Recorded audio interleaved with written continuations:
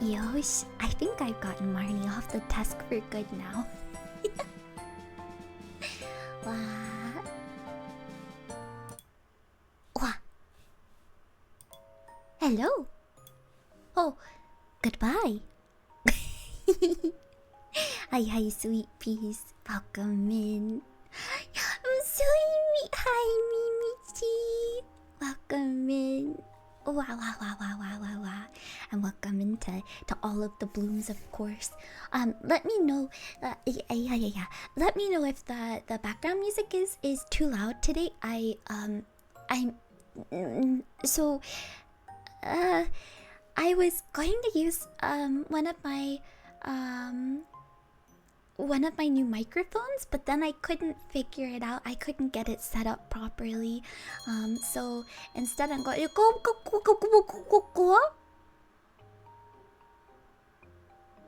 Suichi, you don't have to do that, sweet pea. I missed you too. I missed you.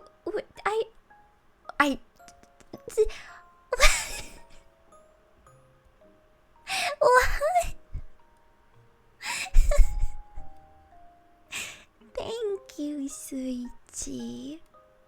You have. That's why I'm saying you've done too many already. Trying to set up something in 5 minutes. It was half an hour. Thank you very much. And it was just a busier day than expected. That's all. It's your 10-month sub anniversary. I'm glad that you're back home for a little bit. I hope I get to talk to you a lot more. Lala, thank you for the 11 months.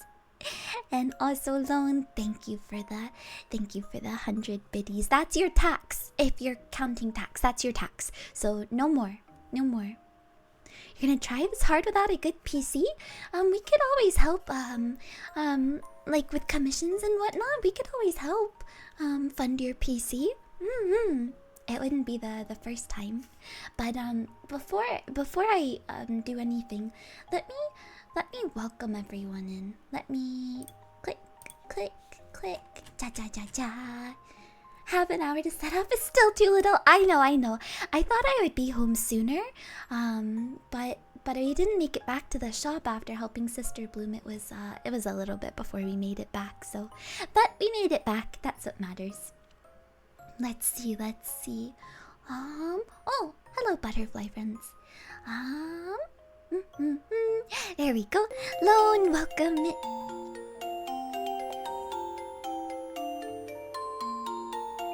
That spooked me. I won't lie, that made me jump. Thank you, Dosie.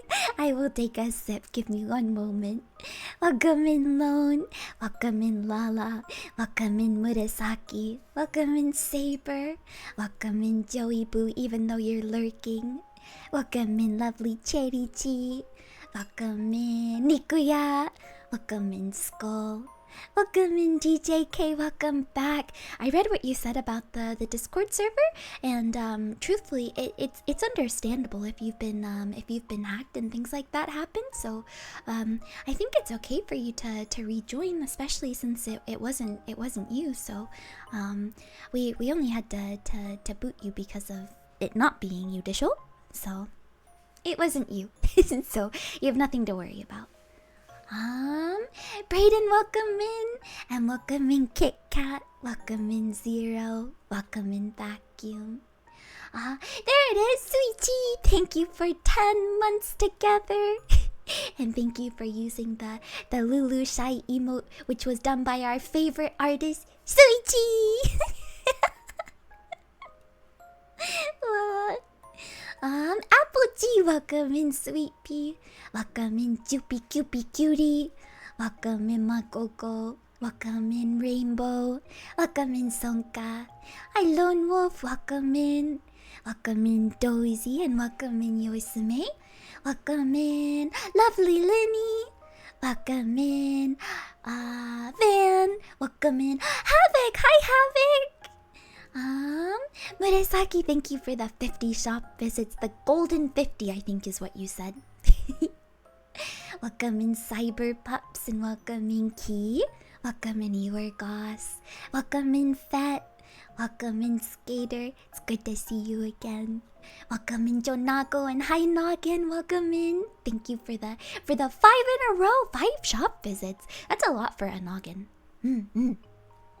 And lovely Lenny is very close to 100. Thank you for 95 shop visits. Let's see. Saber and welcome in. Welcome in. Hi Haley. Welcome in Sweet Pea. Lala. Thank you for the 90 shop visits. But wait, there's more? But wait. Oh, it was the 7 months. Thank you for the 11 months together. I see. Yeah, Mimi, welcome in. Hi Kevin, welcome in, and hi Princess Malin, happy Saturday. Welcome in Brad and welcome in CJ, and hi most wonderful Minty, welcome in. Welcome in C Duke and welcome in Fabled Tom and welcome in Coopsy. Hi Coopsy. Wah. Okay, quick pop in, you can't hear anything. Celebrating your It went away. It went away. Celebrating your brother's birthday early. Oh, wait. Coopsy can't hear me. Have a wonderful time. Happy early birthday, Coopsy Nissan. Is it Coopsy's younger brother or little brother? I guess I could just say brother Coopsy. There we go. That should be okay. There we go. You got Tomodachi Life on your mind at the moment? You really want to get the new game? Is the game out yet? Nichan-san! I wasn't sure if I should say Coopsy Nissan or Coopsy Ototo or... It's fully out now? I've seen a lot of people playing it, so I thought it must be out, but I wasn't sure if it was maybe the demo? I almost said trailer. Hi JJ, welcome in. Thank you also for the hype train. You're also silly. You want to buy it, but you're so ice soup right now? Is that because of the Miku concert? The Miku Expo? Is that why you're ice soup at the moment? Let me scoot this over so I can see what you're all saying still. There we go. The Lenny and Amy characters someone made are already dating in Tomodachi Life? Wait a minute.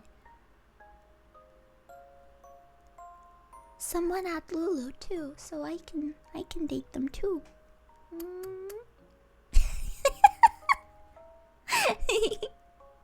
A little bit and then Oshi uplink in a couple of weeks. I don't think it's too bad to have to wait on games. I think it's nice to be able to wait and enjoy it at your own pace, because I feel like when you get a game, if everyone's playing it, you kind of try to speed through it, or you end up speeding through it a little bit as well. So getting it at your own pace is nice too. We're actually married and expecting. It only took 2 days. Hi, You're very quick. I'm going to be an auntie. Yay! Oh my goodness. Let me take that drink now so I don't forget. I probably should have gotten water too, but I have a rose lemonade today. Which don't tell the groundskeeper, because I'm not supposed to be drinking lemonade at the moment. So don't tell anyone, okay? Wahaha! So bubbly. Hi Christopher, welcome in. Why no lemonade? When I have to take a lot of medicine for the rabbits, it ends up making my tummy hurt a little bit. And when my tummy hurts, having lemonade or carbonated drinks makes it hurt, which is why I'm not drinking a carbonated rose lemonade. Nuh-uh. Nuh-uh is not today.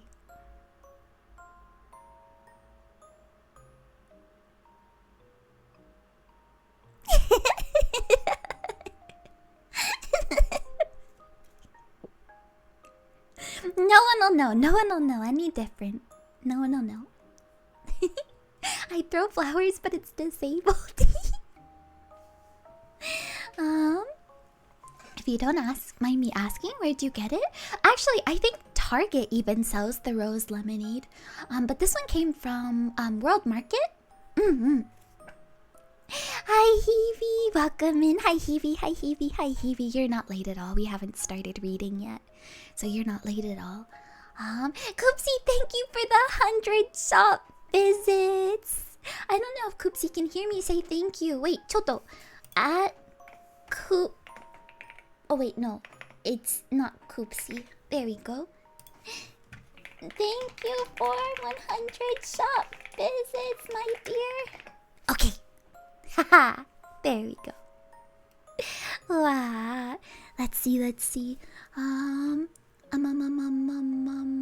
Mr. Manly Stanley, welcome in. Let's see. Let me pull up the book. We ended up we decided to pick Alice's Adventures in Wonderland today. So I guess we'll save we will save Peter Rabbit for next time. You'll be heading off now. You'll listen to this to fall asleep tonight. I hope it helps. We forgot to make a message to pin. Message to pin to say that I'm reading and that I'm sorry if I miss your message. That kind of message? You mean like that? Hi Namumu, welcome in. Okay, let's see. What should we write? Whoa, why am I getting... Oh, I'm really far over. That's why. Choto. Ooh, oh, unlocked. Okay, you ready? Se no. And we'll take me and we'll move me somewhere else. There we go. There we go. Now I'm not cut off any at all. Let's see. Thank you for stopping by the shop. Lulu is currently reading today's storybook of choice, so she may not she may miss a message or two.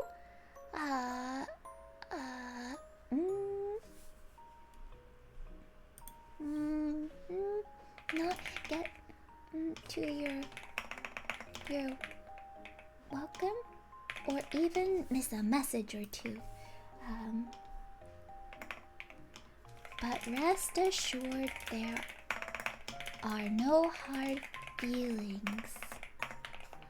Please enjoy your time or your stay in the shop. I got my nails done this morning, and I forgot I should have probably gotten them done a little bit shorter, so now typing's hard. I can't type as fast. At least not without making mistakes.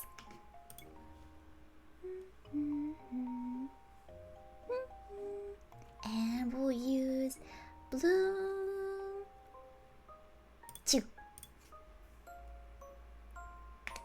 Haha! And we'll just pin that until the end of stream.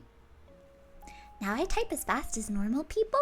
I think I still type quickly. I think I just make more mistakes when I type. But that's okay. Dun dun dun dun.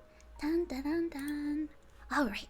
Yosh. Yatta! Yatta, we did it. Now it's time to start the storybook. I'm not sure. Alice in Wonderland, or rather Alice's Adventures in Wonderland, is quite a lengthy book.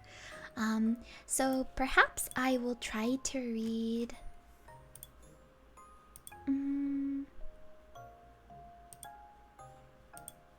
Perhaps I will try to read half of it today. I suppose we'll see what happens, how far we get. Dun dun dun dun. Dun dun. Dun dun. Sounds good to you? This should be based off of the original 1865 version of Alice's Adventures in Wonderland by Lewis Carroll. So it may be a tad different from ones you might remember, like the Disney versions, but it's similar enough. May I ask how long? Not too long. 2 hours or less, hopefully. Hopefully. We'll see. We'll see what happens. Let's see. Total or reading time? To total, since it's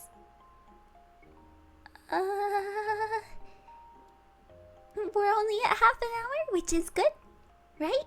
That was good for welcomes in. Welcoming ins. I think so. Have fun, McDouble. Thank you for popping in. Yes, Lala, it should be, since I think that's what we put it under last time. So, there's 5, 6, 7, 8, 9, 10, 11, 12. There's 12 chapters. So we'll get to chapter 6 and see how we feel. How about that? Makoko.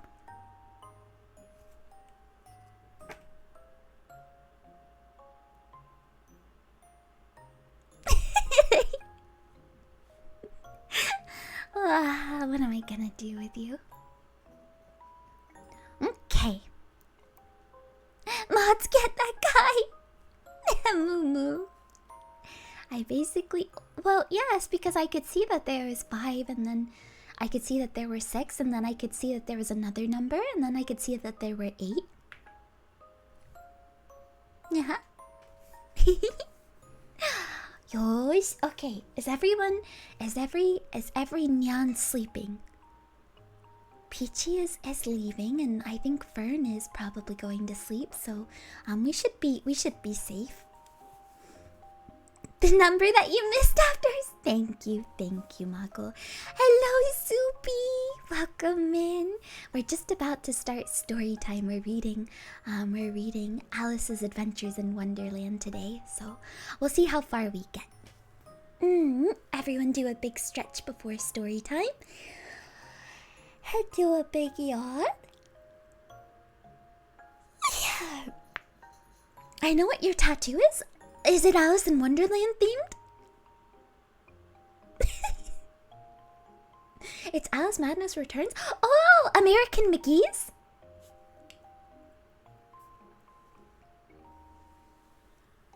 I actually, funny enough, even though it's kind of horror-ish, I played that when I was little with my sister Bloom.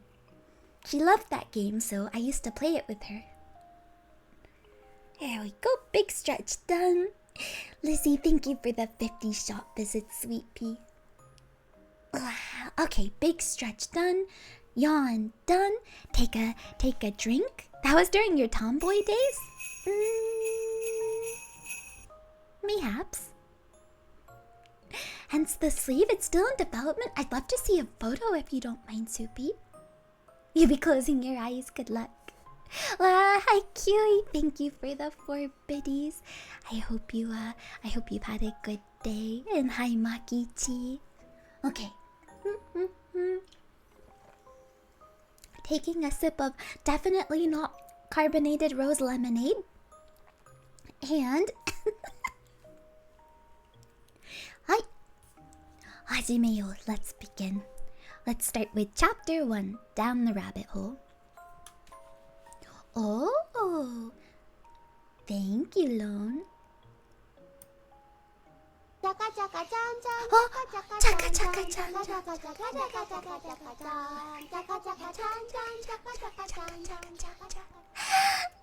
Is that loud? Or is it just me?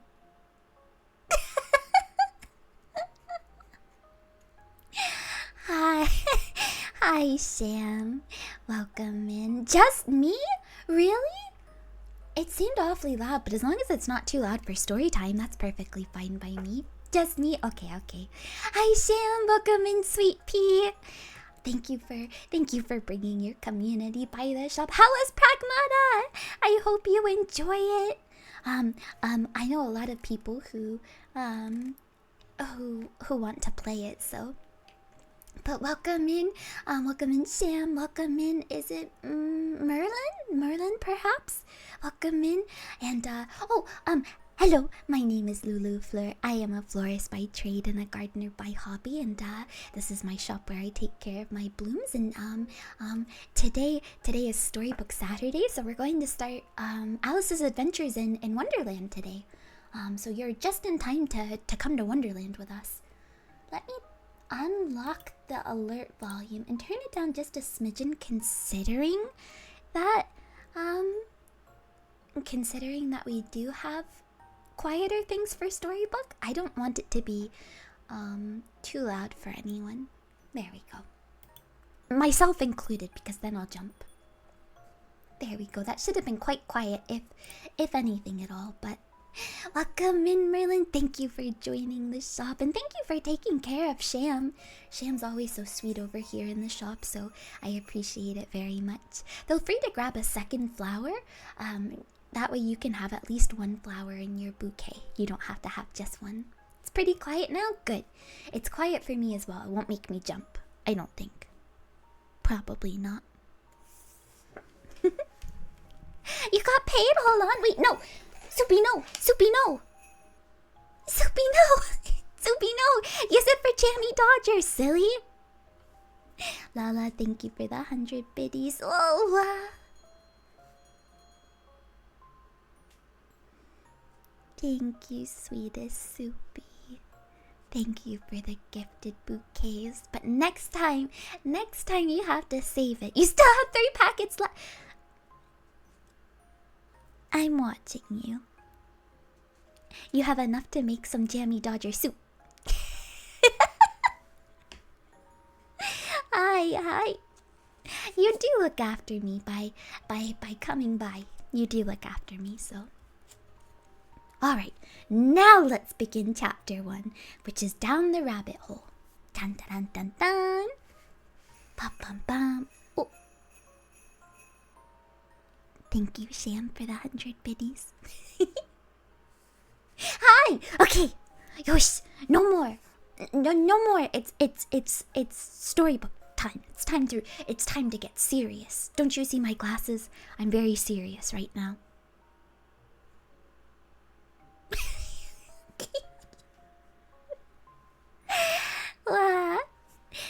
Yosh, okay. Big breath.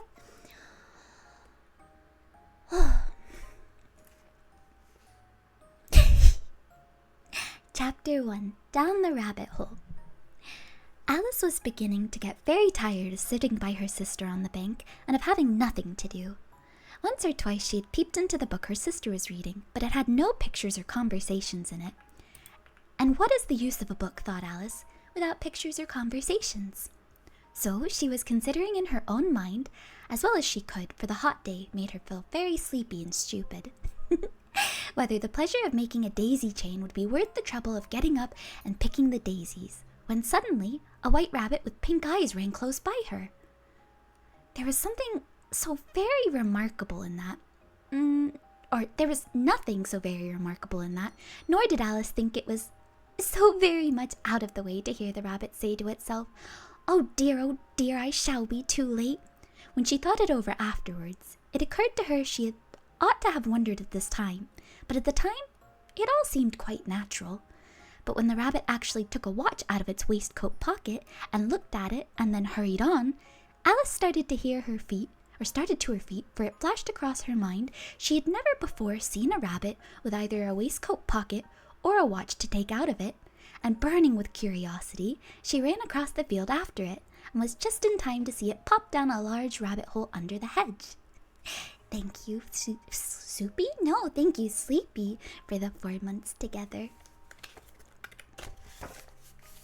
In another moment, down went Alice after it, never once considering how in the world she was to get out again. The rabbit hole went straight on like a tunnel for some way, and then dipped suddenly down, so suddenly that Alice had not a moment to think about stopping herself before she found herself falling down what seemed to be a very, very deep well. Either the well was very deep, or she fell very slowly, for she had plenty of time as she went down to look about her and to wonder what was going to happen next. First, she tried to look down and make out what she was coming to, but it was too dark to see anything. Then she looked at the sides of the well and noticed they were filled with cupboards and bookshelves.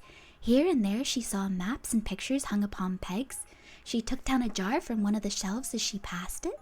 It was labeled Orange Marmalade, but to her great disappointment, it was empty. She did not like to drop the jar for fear of killing somebody underneath, so she managed to put it into one of the cupboards as she fell past. Well, thought Alice to herself, after such a fall as this, I shall think nothing of tumbling downstairs. How brave they'll all think me at home. Why, I wouldn't say anything about it, even if I fell off the top of the house, which was very likely true. Down, down, down. Would the fall never come to an end? I wonder how many miles I've fallen by this time, she said aloud. I must be getting somewhere near the center of the earth. Let me see, that would be 4,000 miles down, I think? For, you see, Alice had learnt several things of this sort in her lessons in the schoolroom, and though this was not a very good opportunity for showing off her knowledge, as there was no one to listen to her, still, it was good practice to say it over and over. Yes, that's about the right distance. But then I wonder what latitude or longitude I've got to. Alice had not the slightest idea what latitude was, or longitude either, but she thought they were nice grand words to say. Presently she began again. I wonder if I shall fall right through the earth. How funny it'll seem to come out among the people that walk with their heads downwards. The antipathies, I think she was rather glad there was no one listening this time, as it didn't sound at all the right word. But I shall have to ask them what the name of the country is, you know. Please, ma'am, is this New Zealand or Australia? And she tried to curtsy as she spoke. Fancy curtsying, as you're falling through the air. Do you think you could manage it? And what an ignorant little girl. She'll thank me for asking. No, it'll never do to ask. Perhaps I shall see it written up somewhere. Down, down, down. There was nothing else to do, so Alice soon began talking again. Dinah'll miss me very much tonight. Oh, Dinah. That's right, her cat's name's Dinah. I forgot. Dinah'll miss me very much tonight, I should think. Dinah was the cat. I hope they'll remember her saucer of milk at tea time. Dinah, my dear, I wish you were down here with me. There are no mice in the air, I'm afraid, but you might catch a bat, and there's very like a mouse, you know. But do cats eat bats, I wonder? And here Alice began to get rather sleepy and went on saying to herself, in a dreamy sort of way, do cats eat bats? Do cats eat bats? And sometimes, do bats eat cats? For, you see, as she couldn't answer either question, it didn't much matter which way she put it. She felt that she was dozing off and had just begun to dream that she was walking hand in hand with Dinah and was saying to her very earnestly, "Now, Dinah, tell me the truth. Did you ever eat a bat?" When suddenly, thump! Thump! Down she came upon a heap of sticks and dry leaves, and the fall was over. Alice was not a bit hurt, and she jumped up onto her feet in a moment. She looked up, but it was all dark overhead. Before her was another long passage, and the white rabbit was still in sight, hurrying down it. There was not a moment to be lost. Away went Alice like the wind, and was just in time to hear it say as it turned a corner, "Oh, my ears and whiskers, how late it's getting!" She was close behind it when she turned the corner, but the rabbit was no longer to be seen. She found herself in a long, low hall, which was lit by a row of lamps hanging from the roof. There were doors all around the hall, but they were all locked, and when Alice had been all the way down one side and up the other, trying every door, she walked sadly down the middle, wondering how she was ever to get out again. Suddenly, she came upon a little three-legged table, all made of solid glass. There was nothing on it but a tiny golden key, and Alice's first idea was that this might belong to one of the doors of the hall. But alas, either the locks were too large or the key was too small, but at any rate it would not open any of them. However, on the second time round, she came upon a low curtain she had not noticed before, and behind it was a little door about 15 inches high. She tried the little golden key in the lock, and to her great delight, it fit. Alice opened the door and found it led into a small passage, not much larger than a rat hole. She knelt down and looked along the passage into the loveliest garden you ever saw. How she longed to get out of that dark hall and wander about those beds of bright flowers and those cool fountains, but she could not even get her head through the door. And even if my head would go through, thought poor Alice, it would be of very little use without shoulders. Oh, how I wish I could shut up like a telescope. I think I could if only I knew how to begin. For, you see, so many out-of-the-way things had happened lately that Alice had begun to think that very few things indeed were really impossible. There seemed to be no use in waiting by the little door, so she went back to the table, half hoping she might find another key on it, or at any rate, a book of rules for shutting people up like telescopes. This time she found a little bottle on it, which certainly was not here before, said Alice. And tied round the neck of the bottle was a paper label with the words, "Drink me," beautifully printed on it in large letters. It was all very well to say "drink me," but the wise little Alice was not going to do that in a hurry. "No, I'll look first," she said, "and see whether it's marked poison or not," for she had read several nice little stories about children who had gotten burnt and eaten up by wild beasts and other unpleasant things, all because they would not remember the simple rules their friends had taught them, such as that a red-hot poker will burn you if you hold it too long, and that if you cut your finger very deeply with a knife, it usually bleeds. And she had never forgotten, if you drink from a bottle marked poison, it is almost certain to disagree with you, sooner or later. However, this bottle was not marked poison, so Alice ventured to taste it, and finding it very nice, it in fact had a sort of mixed flavor of cherry tart, custard, pineapple, roast turkey, toffee, and hot buttered toast, she very soon finished it off. "What a curious feeling," said Alice. "I must be shutting up like a telescope." And so it was indeed, and she was now only 10 inches high, and her face brightened up at the thought that she was now the right size for going through the little door into the lovely garden. First, however, she waited for a few minutes to see if she was going to shrink any further. She felt a little nervous about it, for this might end, you know, said Alice to herself, in my going out altogether like a candle. I wonder what I should be like then. And she tried to fancy what the flame of a candle looks like after the candle is blown out, for she could not remember ever seeing such a thing. She was not Lulu height. I'm Lulu height, which is not that small. After a while, finding that nothing more happened, she decided on going into the garden at once. But alas for poor Alice! For when she got to the door, she'd found she'd forgotten the little golden key, and when she went back to the table for it, she found she could not possibly reach it. And she tried her best to climb up one of the legs of the table, but it was too slippery, and when she tired herself out with trying, the poor little thing sat down and cried. "Come, there's no use in crying like that," said Alice to herself rather sharply. "I advise you to leave off this minute." She generally gave herself very good advice, though she very seldom followed it. And sometimes she scolded herself so severely as to bring tears into her eyes, and once she remembered trying to box her own ears for having cheated herself in a game of croquet she was playing against herself, for this curious child was very fond of pretending to be two people. But it's no use now, thought poor Alice, to pretend to be two people. Why, there's hardly enough of me left to make one respectable person. Soon her eye fell on a little glass box that was lying under the table. She opened it and found in it a very small cake on which the words "Eat me" were beautifully marked in currants. "Well, I'll eat it," said Alice, And if it makes me grow larger, I can reach the key. And if it makes me grow smaller, I can creep under the door. So either way, I'll get into the garden, and I don't care what happens. She ate a little bit and said anxiously to herself, "Which way? Which way?" holding her hand on the top of her head to feel which way she was growing, and she was quite surprised to find she remained the same size.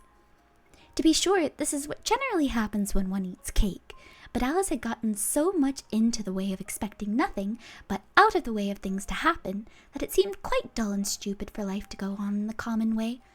So she set to work and very soon finished off the cake. I guess the chapters are a lot shorter than I remember because that's the end of chapter 1. But now begins the pool of tears, in which Alice spends quite a deal of it crying, so hopefully we can get through that just as quickly because I do feel a bit bad for poor Alice. Chapter 2, The Pool of Tears. "Curiouser and curiouser," cried Alice. She was so much surprised that for the moment she quite forgot how to speak good English. Me as well. "Now I'm opening out like the largest telescope that ever was.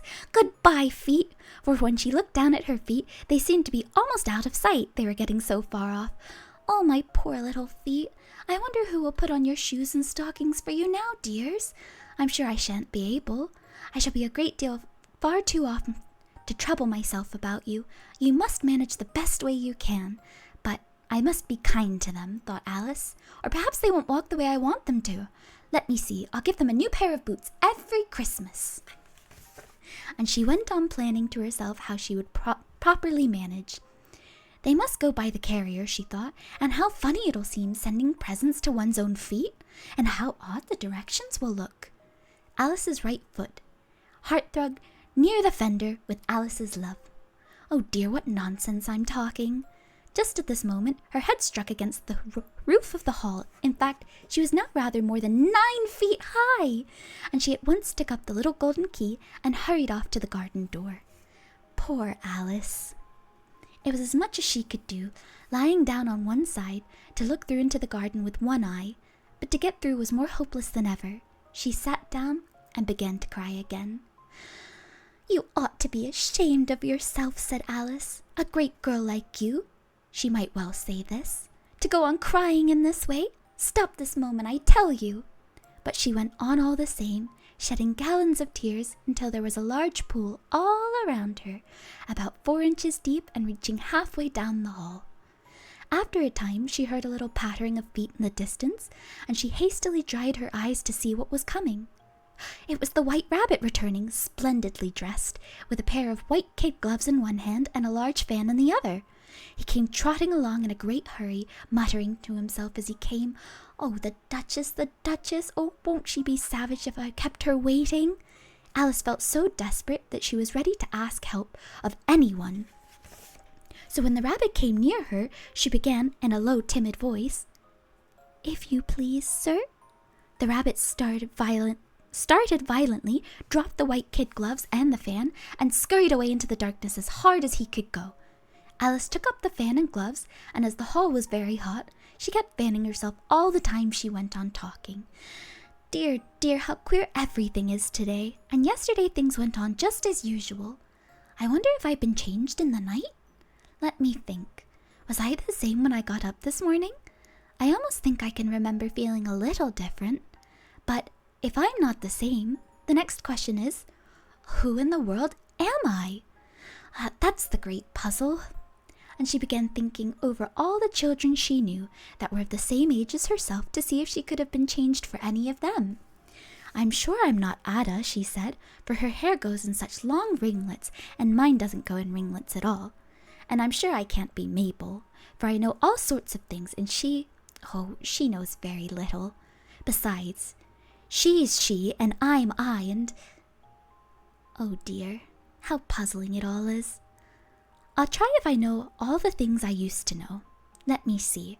4 times 5 is 12, and 4 times 6 is 13, and 4 times 7 is...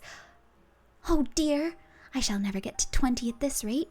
However, the multiplication table don't signify.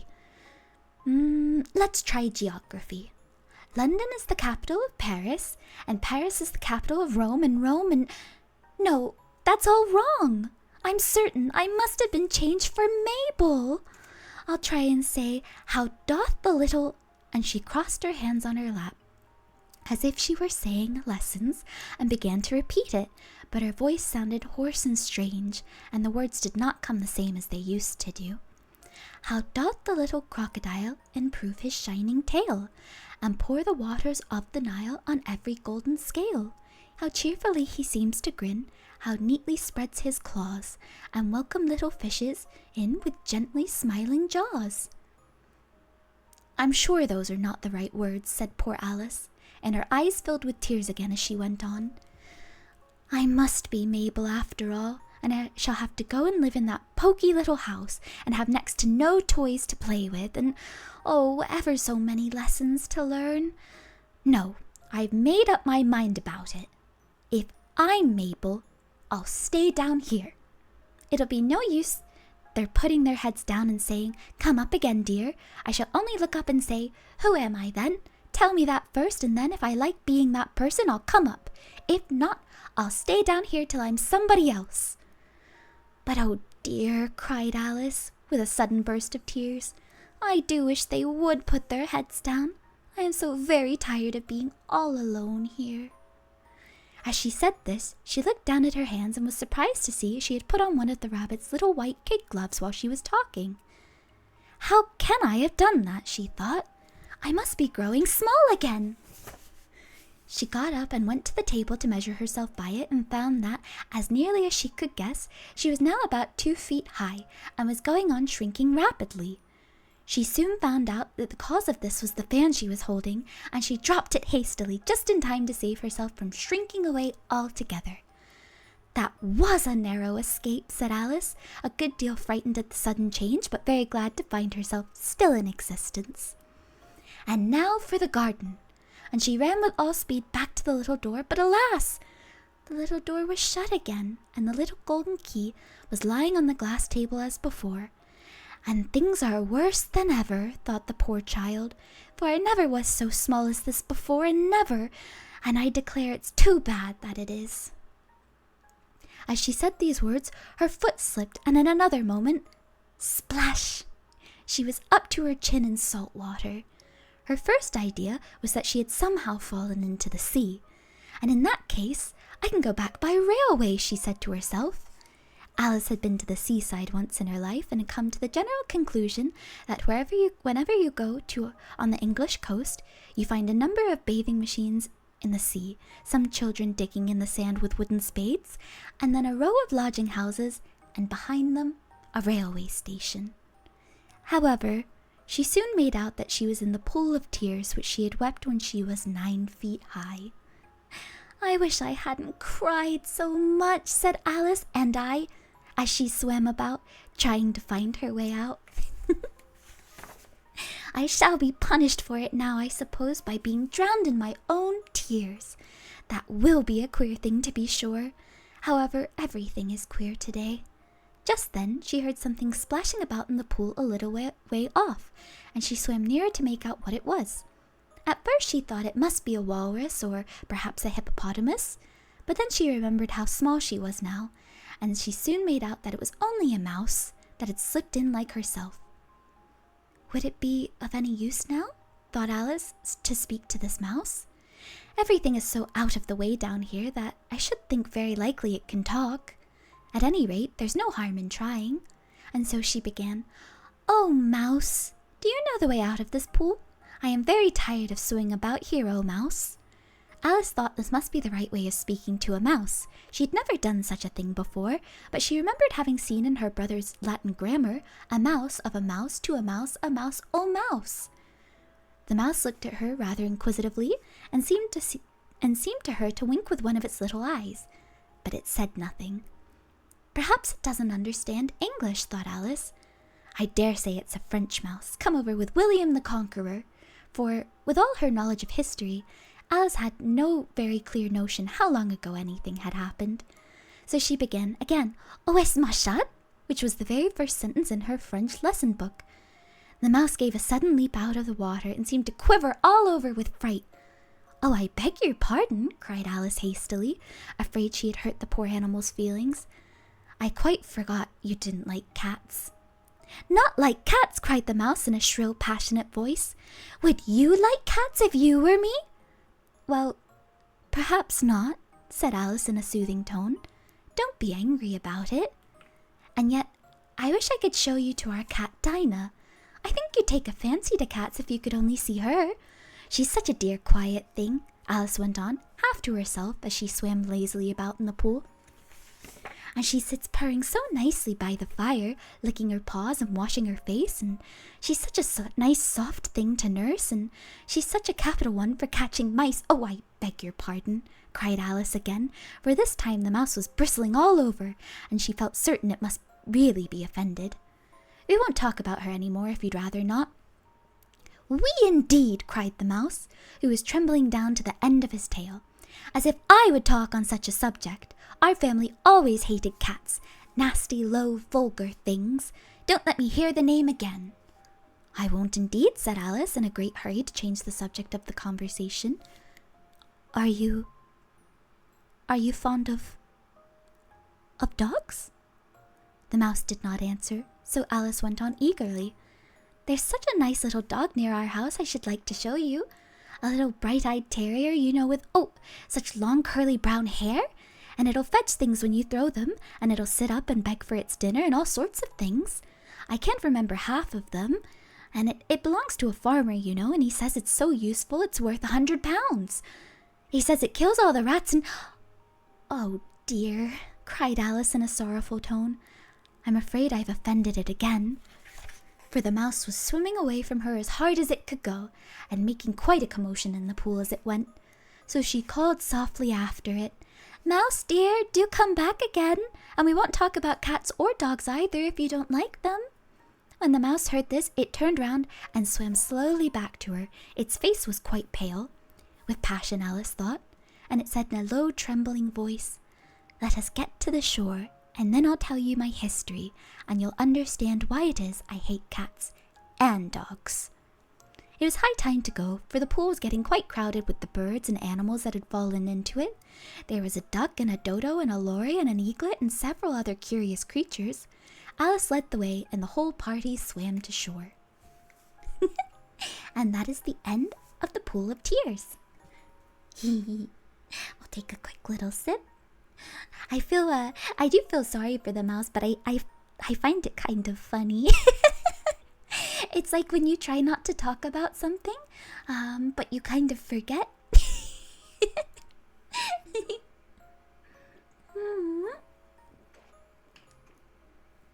Wow, there we go. Nice big sip. Hi, Mixie, welcome in. Thank you for the 65 shop visits. All right. Let's get started on Chapter 3. We might be able to get through the whole thing today. Chapter 3. A Caucus Race and a Long Tail. They were indeed a queer-looking party that assembled on the bank, the birds with draggled feathers, the animals with their fur clinging close to them, and all dripping wet, cross, and uncomfortable. The first question, of course, was how to get dry again. They had a consultation about this, and after a few minutes, it seemed quite natural to Alice to find herself talking familiarly with them, as if she had known them all her life. Indeed, she had quite a long argument with the lory, who at last turned sulky and would only say, "I am older than you, and I must know better." And this Alice would not allow. Without knowing how old it was, and as the lory positively refused to tell its age, there was no more to be said. At last the mouse, who seemed to be a person of some authority among them, called out, "Sit down, all of you, and listen to me. I'll soon make you dry enough." They all sat down at once in a large ring, with the mouse in the middle. "That's me, I'm the mouse. Squeak." Alice kept her eyes anxiously fixed on it, for she felt sure she could catch a bad cold if she did not get dry very soon. "Ahem," said the mouse with an important air. "Are you all ready? This is the driest thing I know. Silence all around, if you please." William the Conqueror, whose cause was favored by the Pope, was soon submitted to by the English, who wanted leaders and had been of late much accustomed to usurpation and conquest. Edwin and Morcar, the Earls of Mercia and Northumbria. Ugh, said Lurie with a short shiver. I beg your pardon, said the mouse, frowning but very politely. Did you speak? Not I, said the Lory hastily. I thought you did, said the mouse. I proceed. Merica and Northumbria declared for him, and even Stagand and the patriotic Archbishop of Canterbury found it advisable. Found what? Said the duck. Found it, said the mouse rather crossly. Of course you know what it means. I know what it means well enough when I find a thing, said the duck. It's generally a frog or a worm. The question is, what did the Archbishop find? The mouse did not notice the question, but hurriedly went on. Found it advisable to go with Edgar Aveling to meet William and offer him the crown. William's conduct at first was moderate, but the insolence of his Normans— How are you getting on now, my dear? It continued, turning to Alice as it spoke. As wet as ever, said Alice in a melancholy tone. It doesn't seem to dry me at all. In that case, said the dodo solemnly, rising to its feet, I move that the meeting adjourn for the immediate adoption of more energetic remedies. Speak English, said the eaglet. I don't know the meaning of half of those long words, and what's more, I don't believe you do either. And the eaglet bent down its head to hide a smile. Some of the other birds tittered audibly. What I was going to say, said the dodo in an offended tone, was that the best thing to get us dry would be a caucus race. What is a caucus race? Said Alice. Not that she much wanted to know, but the dodo had paused as if he had thought that somebody ought to speak, and no one else seemed inclined to say anything. Why, said the dodo, the best way to explain it is to do it. As you might like to try the thing yourself some winter day, I will tell you how the dodo managed it. First it marked out a race course in a sort of circle. The exact shape doesn't matter, it said. And then all the party were placed along the course, here and there. There was no 1, 2, 3 and away, but they began running when they liked and left off when they liked, so that it was not easy to know when the race was over. However, when they had been running half an hour or so, and were quite dry again, the dodo suddenly called out, The race is over! And they all crowded round, panting and asking, But who has won?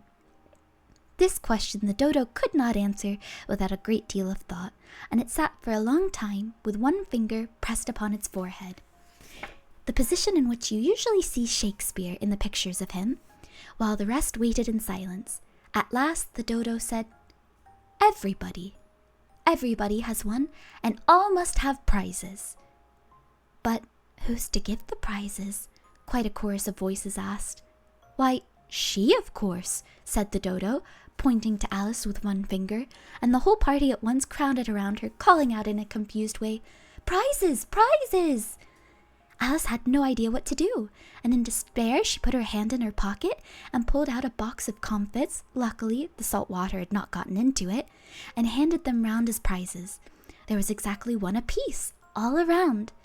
But she must have a prize herself, you know, said the mouse.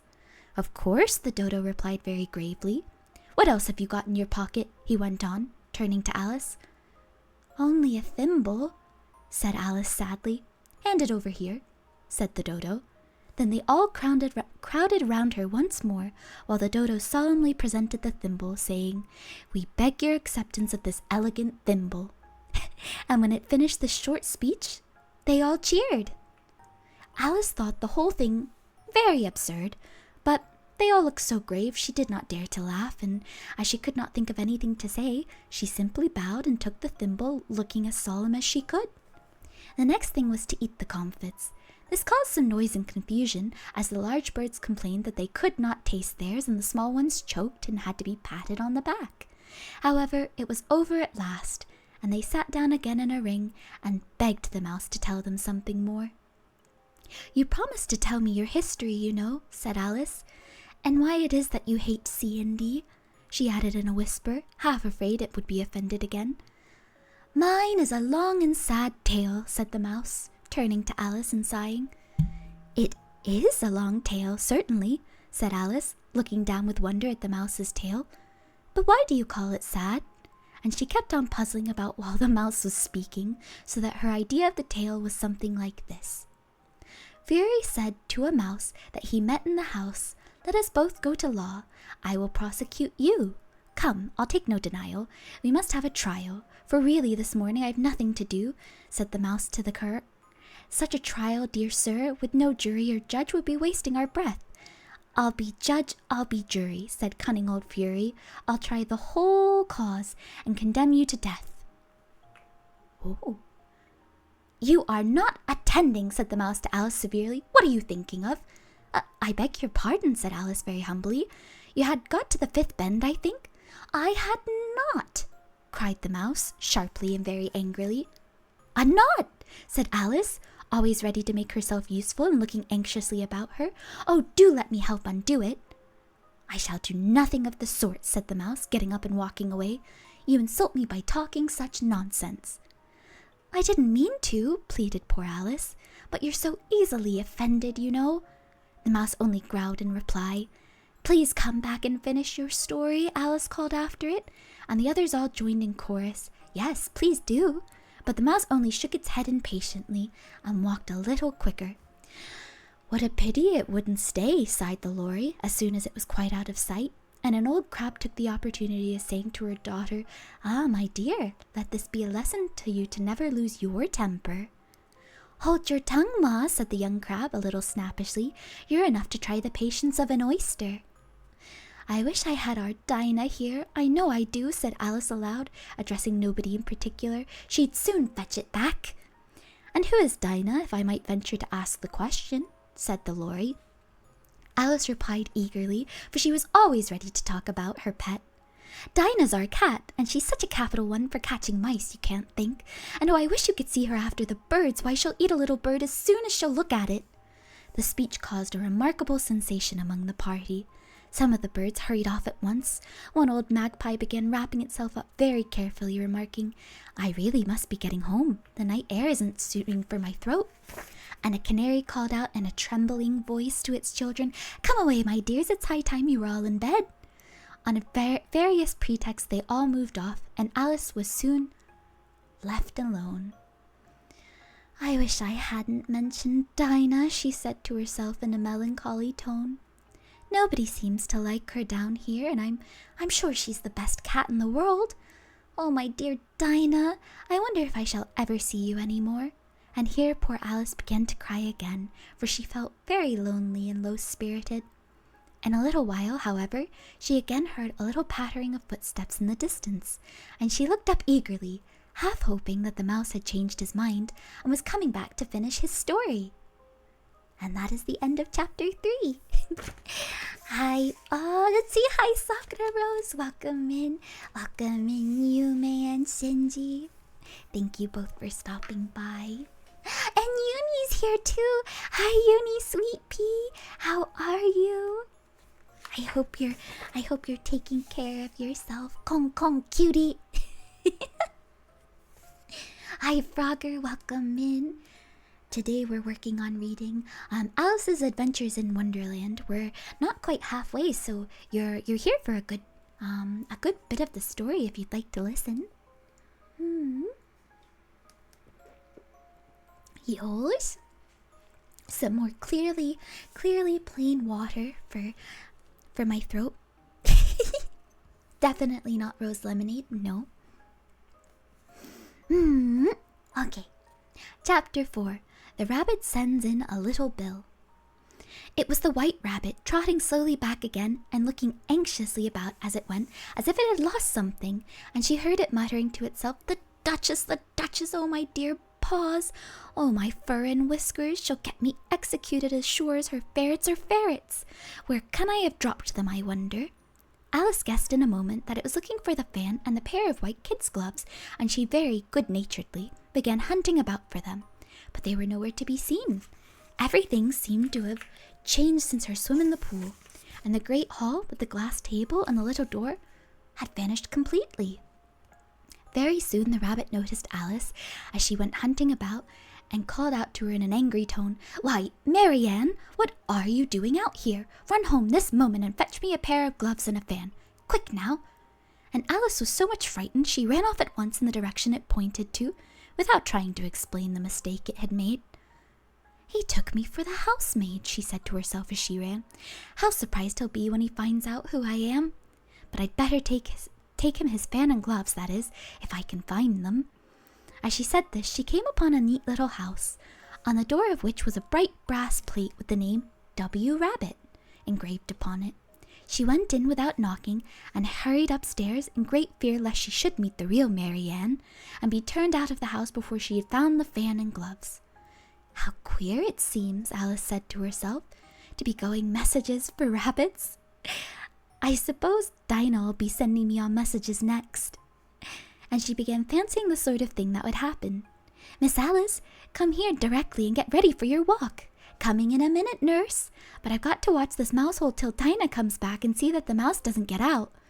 Only, I don't think," Alice went on, "that they'd let Dinah stop in the house if it began ordering people about like that." By this time, she had found her way into a tidy little room with a table in the window, and on it, as she had hoped, a fan and 2 or 3 pairs of tiny white kid gloves. She took up the fan and a pair of the gloves and was just going to leave the room when her eye fell upon a little bottle that stood near the looking-glass. There was no label with the words "Drink me," but nevertheless she uncorked it and put it to her lips. "I know something interesting is sure to happen," she said to herself, "whenever I eat or drink anything, so I'll just see what this bottle does. I do hope it'll make me grow large again, for really, I'm quite tired of being such a tiny little thing," said Alice, and I.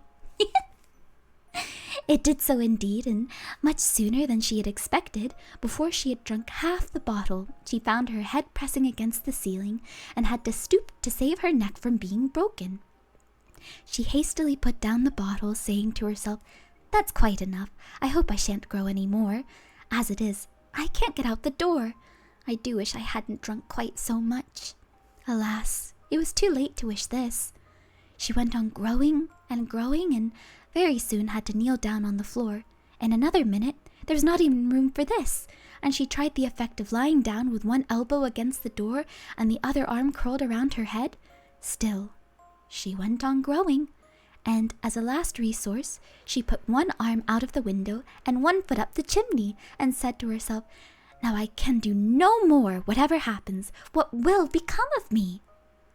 Luckily for Alice, the little magic bottle had now had its full effect, and she grew no larger. Still, it was very uncomfortable, and as there seemed to be no sort of chance of her ever getting out of the room again, no wonder she felt so unhappy. It was much pleasanter at home, thought poor Alice, when one wasn't always growing larger and smaller and being ordered about by mice and rabbits. I almost wish I hadn't gone down that rabbit hole. And yet, it's rather curious, this sort of life. I do wonder what can have happened to me.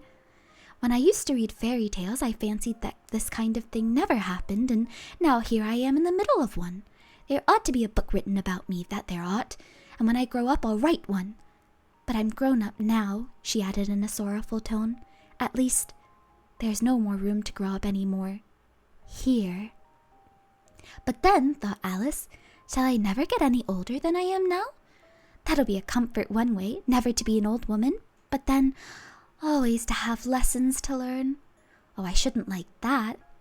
"Oh, you foolish Alice," she answered herself.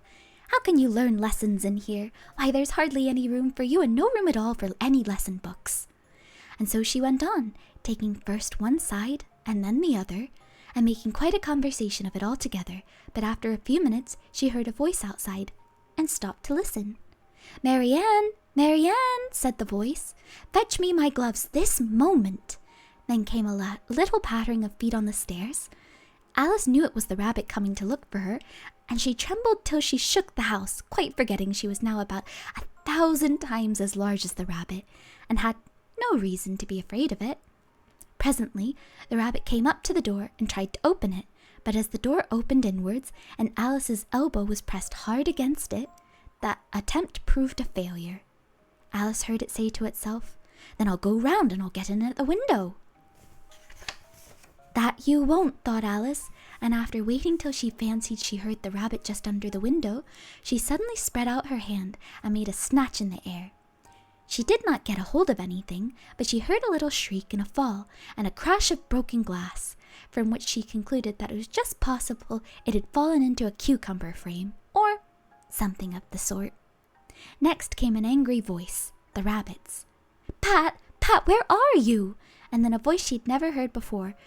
"Sure then I'm here, digging for apples, your honor." "Digging for apples indeed," said the rabbit angrily. "Here, come and help me out of this." Sounds of more broken glass could be heard.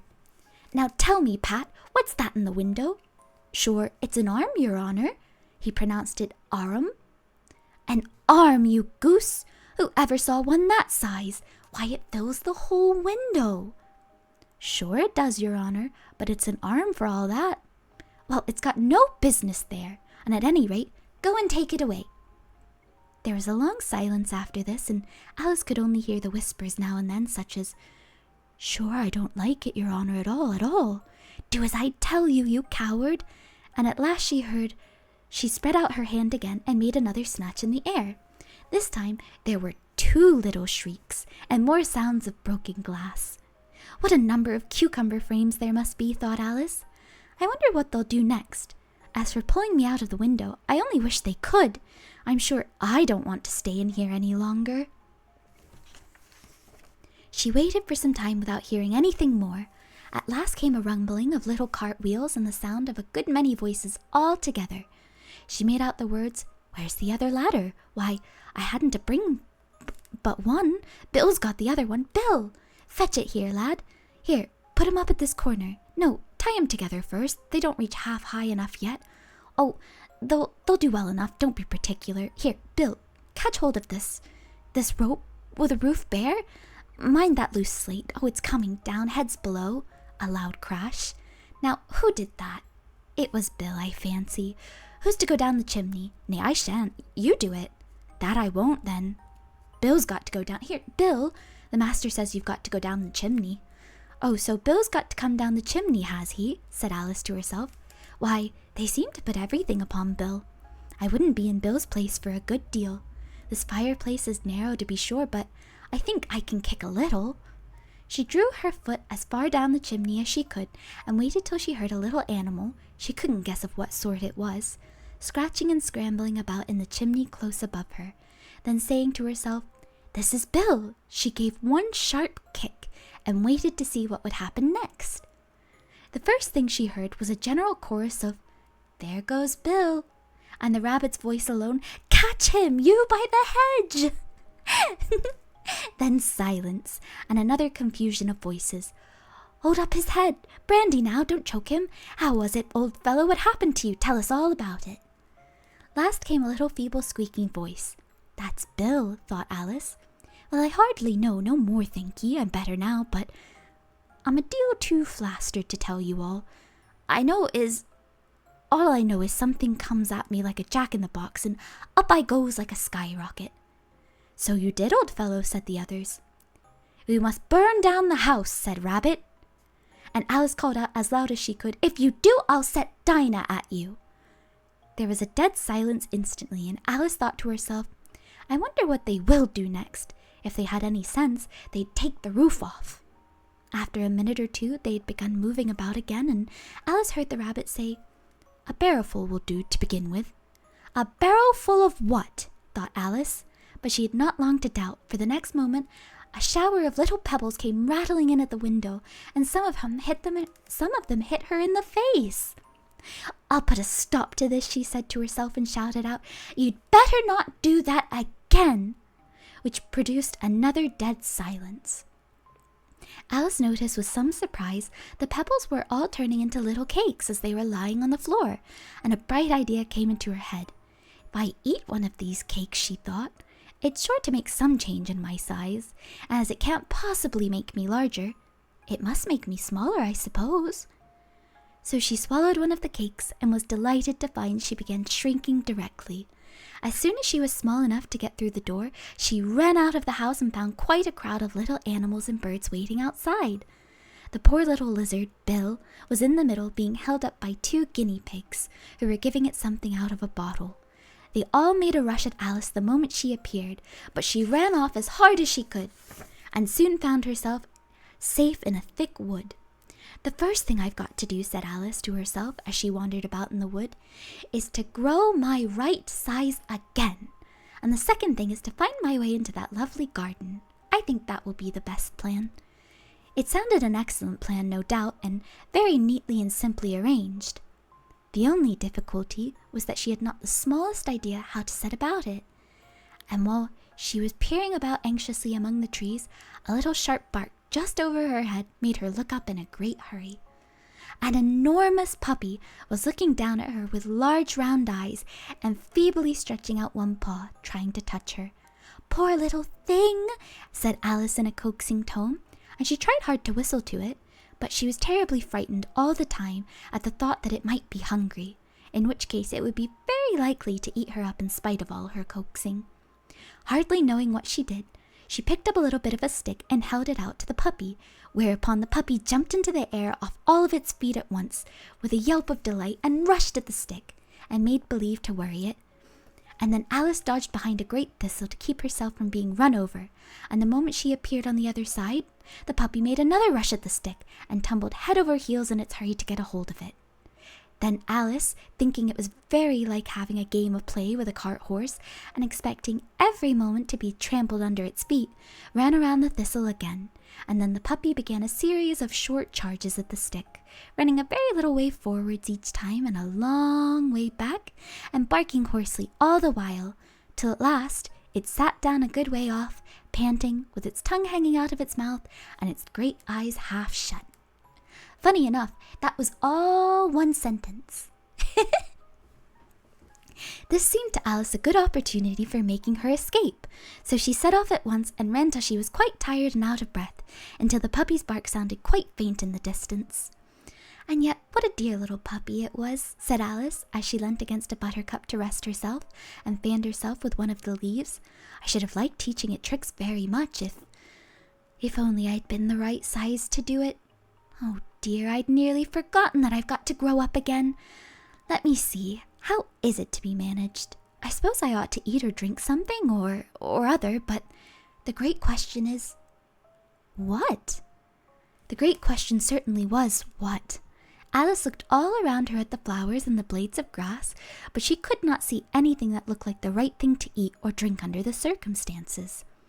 There was a large mushroom growing near her, about the same height as herself, and when she had looked under it, and on both sides of it, and behind it, it occurred to her she might as well look and see what was on top of it. She stretched up on her tiptoes and peeped over the edge of the mushroom, and her eyes immediately met those of a large blue caterpillar that was sitting on the top with its arms folded, quietly smoking a long hookah and taking not the smallest notice of her or anything else for that matter. Yoish, that was the end of chapter 4. It's the hookah smoking caterpillar, which I believe was my first introduction to anything like that. I never knew what a hookah was until I saw the caterpillar. Welcome home, Joey Boo. Also welcome in Tom and welcome in Val. I need to drink some water to keep my throat from drying out. Daijoubu, don't worry. I'm actually going to go grab a cup of water in just a moment. I didn't bring one. I only brought my definitely not lemonade. I figure we'll read chapter...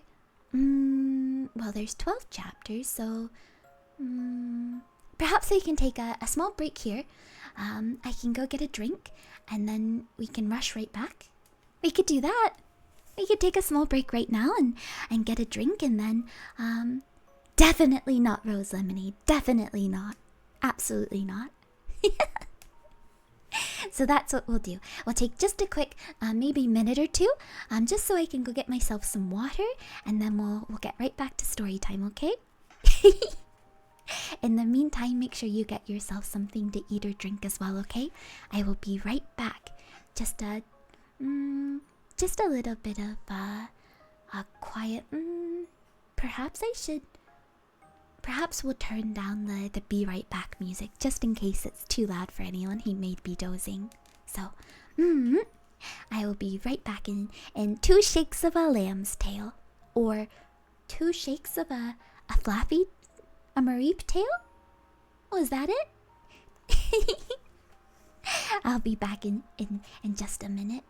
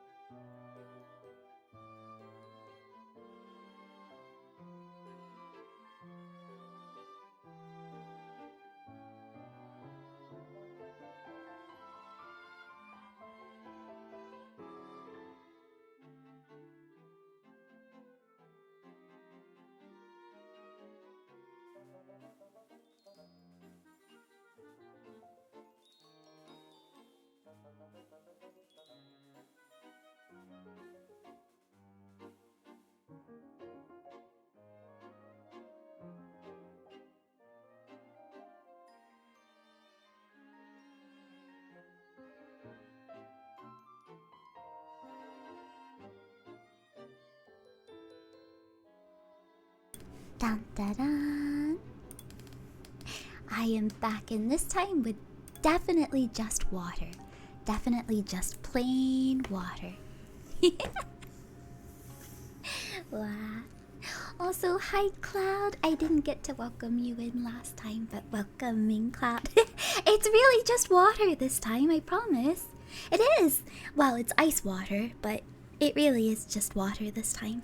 I made sure of it. I need to take good care of myself.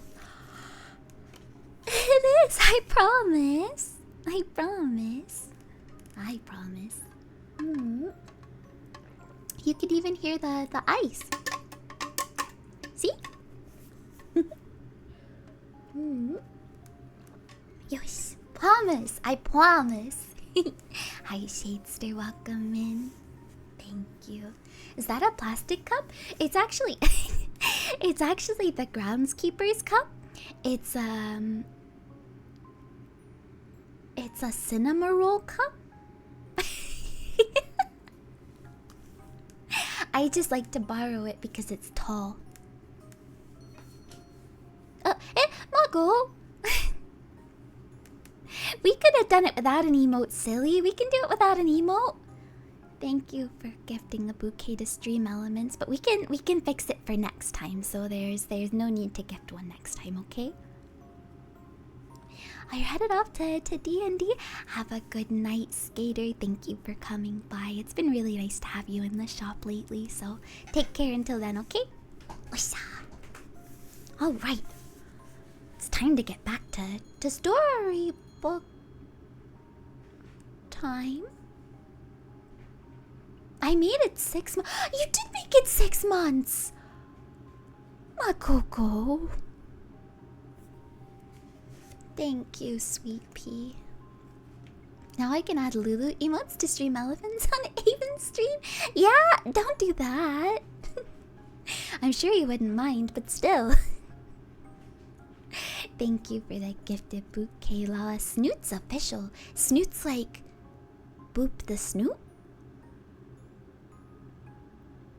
Maybe? Thank you for the pedal posture. Namumu, I want you to know when you redeemed it earlier, I did sit up, so I did see it and I did make sure. No, I don't hate your ideas, not at all. Should have done it. No. Oh, Latte, welcome in. Welcome in. Thank you for coming by and thank you for finding me earlier. I hope it's alright to call it out, but is it okay to call someone friends if you I guess it's just mutuals, but if you're mutuals, I think you're friends, right? If you think someone is nice and you follow them back, that would make you friends.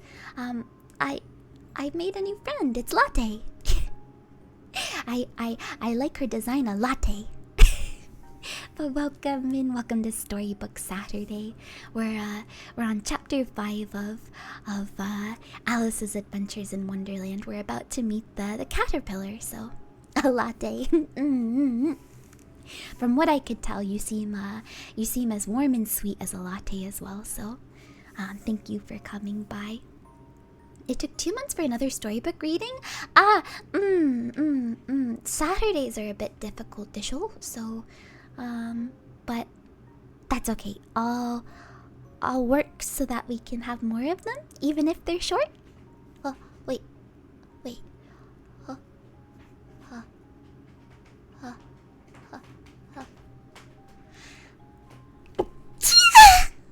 Yeah.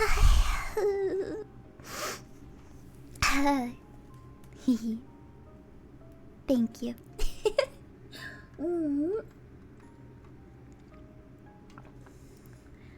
Okay, that was a big sneeze. I'm surprised I didn't hit the mic on that one, but I owe someone in here a big thank you for the gifted sub the other day.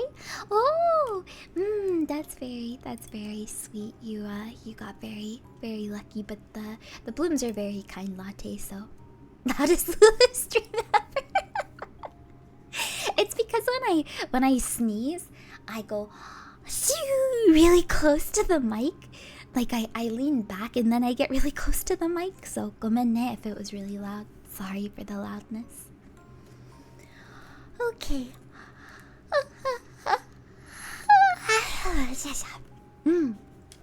Let's get started on chapter 5, Advice from a Caterpillar. Wasn't really that loud? Okay. It's just me sneezing. So silly. I did not... Wait, no, I didn't sneeze all over the croissant. It was... Sorry, all I can think is when you say it like that is, stop, I could have dropped my croissant.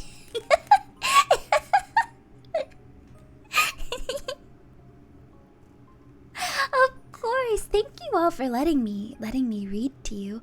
I do really like reading storybooks. I've always really loved reading, so getting to read them makes me very happy. It's an old vine. It's an old vine, Lala.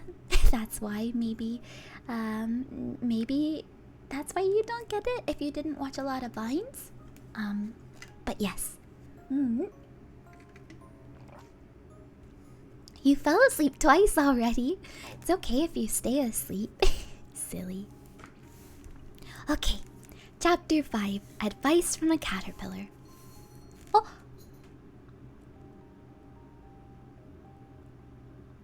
The caterpillar's advice was, Lala, please stop gifting bouquets. Because, you need to save your money. What a good chapter. Thank you for gifting a bouquet de Minty. Yes, for the Switch 2, clearly. But thank you, Lala. Yours? Saving money to spend on yourself is good too, though.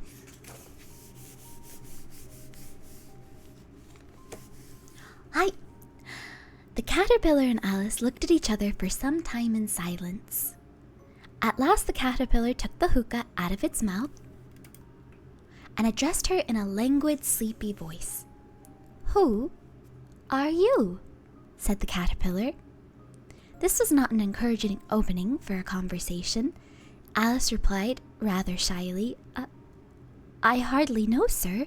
Just at present, at least, I know who I was when I got up this morning, but I think I must have been changed several times since then.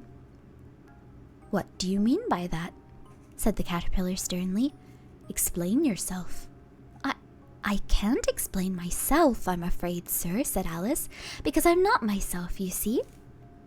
I don't see, said the caterpillar. I'm afraid I can't put it more clearly, Alice replied very politely, for I can't understand it myself to begin with, and being so many different sizes in a day is very confusing. It isn't, said the caterpillar.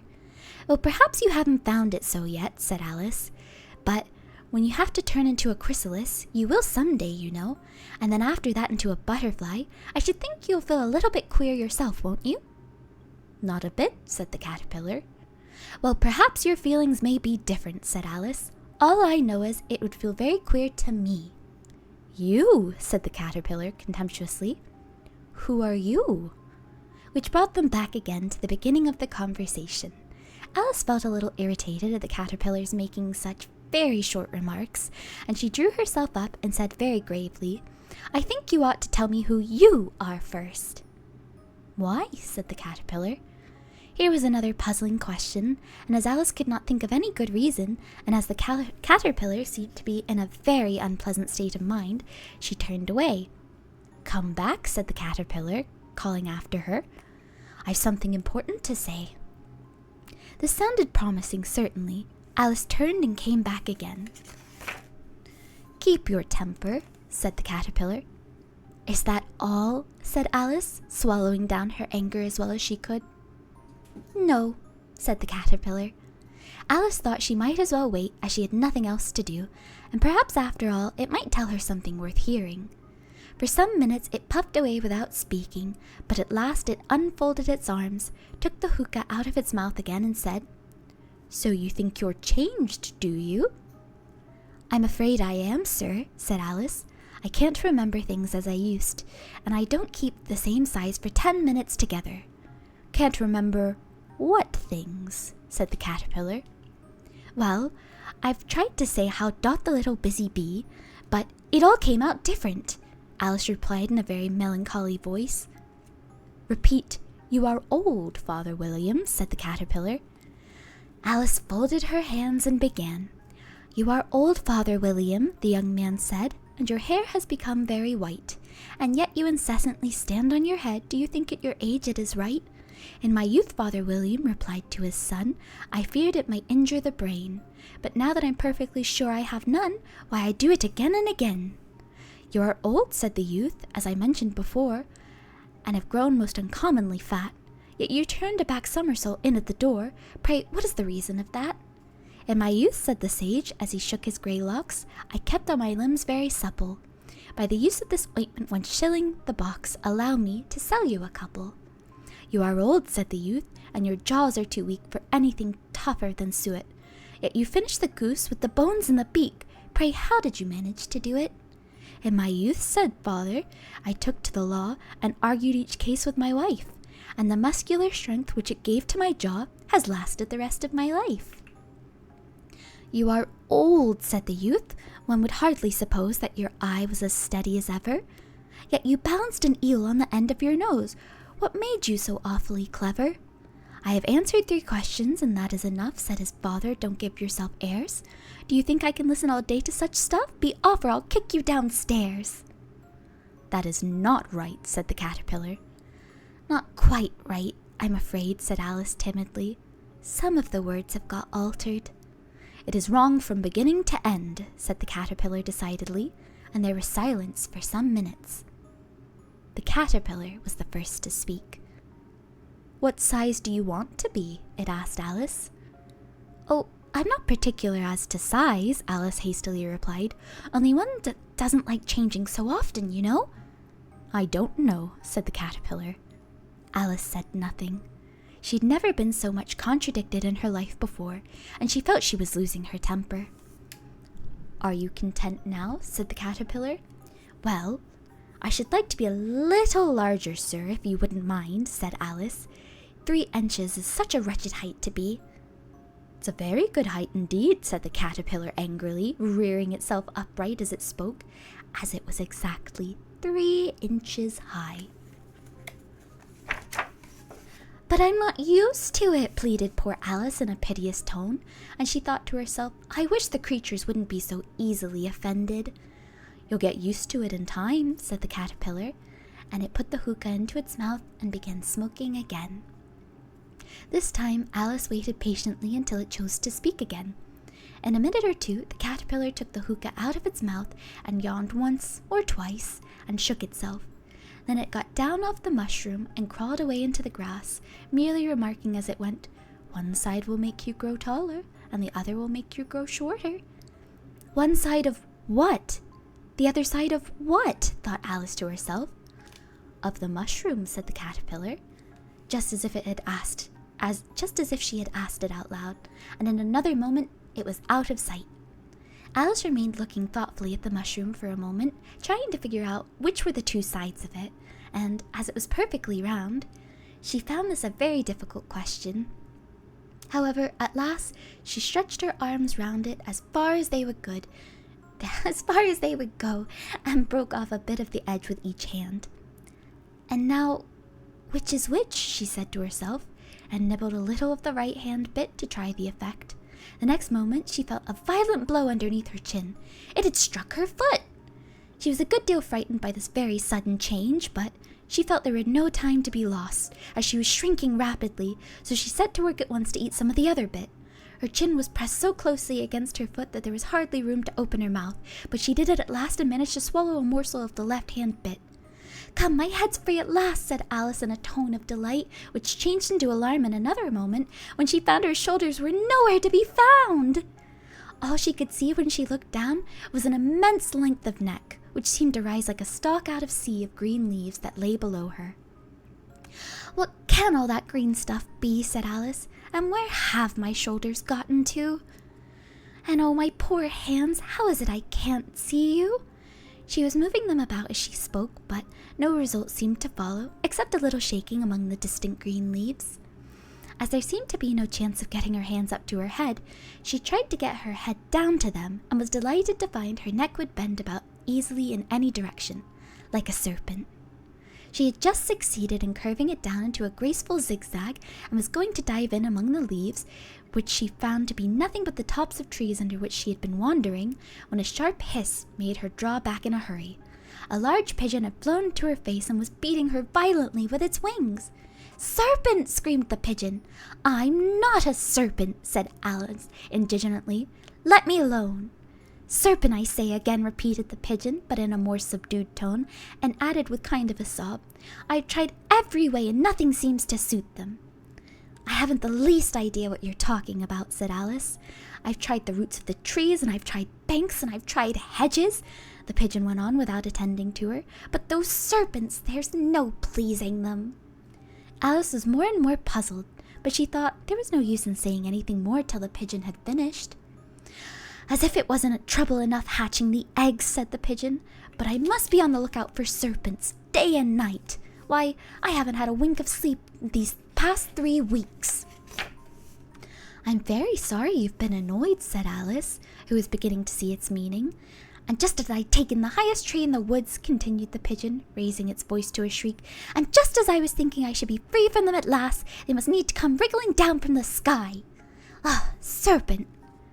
"But I'm not a serpent, I tell you," said Alice. I'm a... "Well, what are you?" said the pigeon.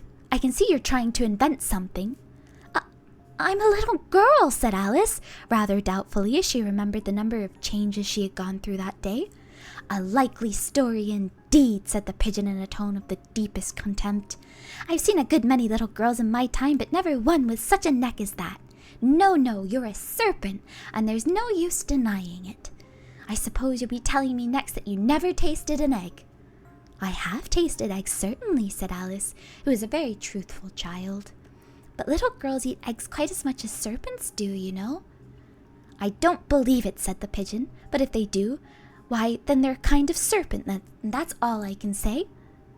This was such a new idea to Alice that she was quite silent for a moment or two, which gave the pigeon the opportunity of adding, "You're looking for eggs, I know that well enough, and what does it matter to me whether you're a little girl or a serpent?" "It matters a great deal to me," said Alice hastily, "but I'm not looking for eggs as it happens, and if I was, I shouldn't want yours. I don't like them raw." "Well, be off then," said the pigeon in a sulky tone, as it settled down again into its nest. Alice crouched down among the trees as well as she could, for her neck kept getting entangled among the branches, and every now and then she had to stop and untwist it. After a while she remembered she still held the pieces of mushroom in her hands, and she set to work very carefully, nibbling first at one and then at the other, and growing sometimes taller and sometimes shorter, until she had succeeded in bringing herself down to her usual height. It was so long since she had been anything near the right size, it felt quite strange at first, but she got used to it in a few minutes and began talking to herself as usual. "Come, there's half my plan done now. How puzzling all these changes to me. I'm never sure what I'm going to be from one minute to another. However, I've got to get back to my right size. Now that I am, the next thing is to get into the beautiful garden. How is that to be done, I wonder?" As she said this, she came suddenly upon an open place with a little house in it about 4 feet high. "Whoever lives there," thought Alice. "It'll never do to come upon them this size. Why, I should frighten them out of their wits." So she began nibbling at the right-hand bit again, and did not venture to go near the house till she had brought herself down to 9 inches high. And that's the end of chapter 5. My goodness.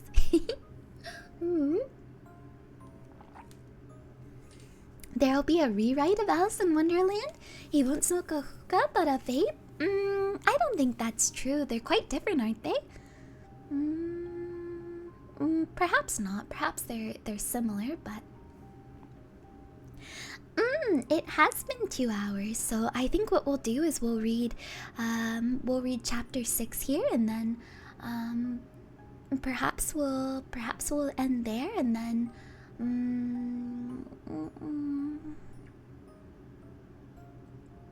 perhaps, just perhaps, if I get back in an orderly amount of time next Saturday.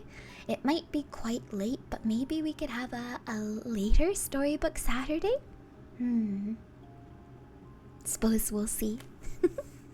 Thank you for the deep breath, Kiwi. We'll take a deep breath in, hold it, and then breathe out. So 3 seconds each, okay?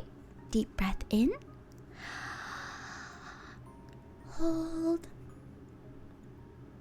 And out. You like the ones you can come to? You'd like it to continue? You mean the midday ones?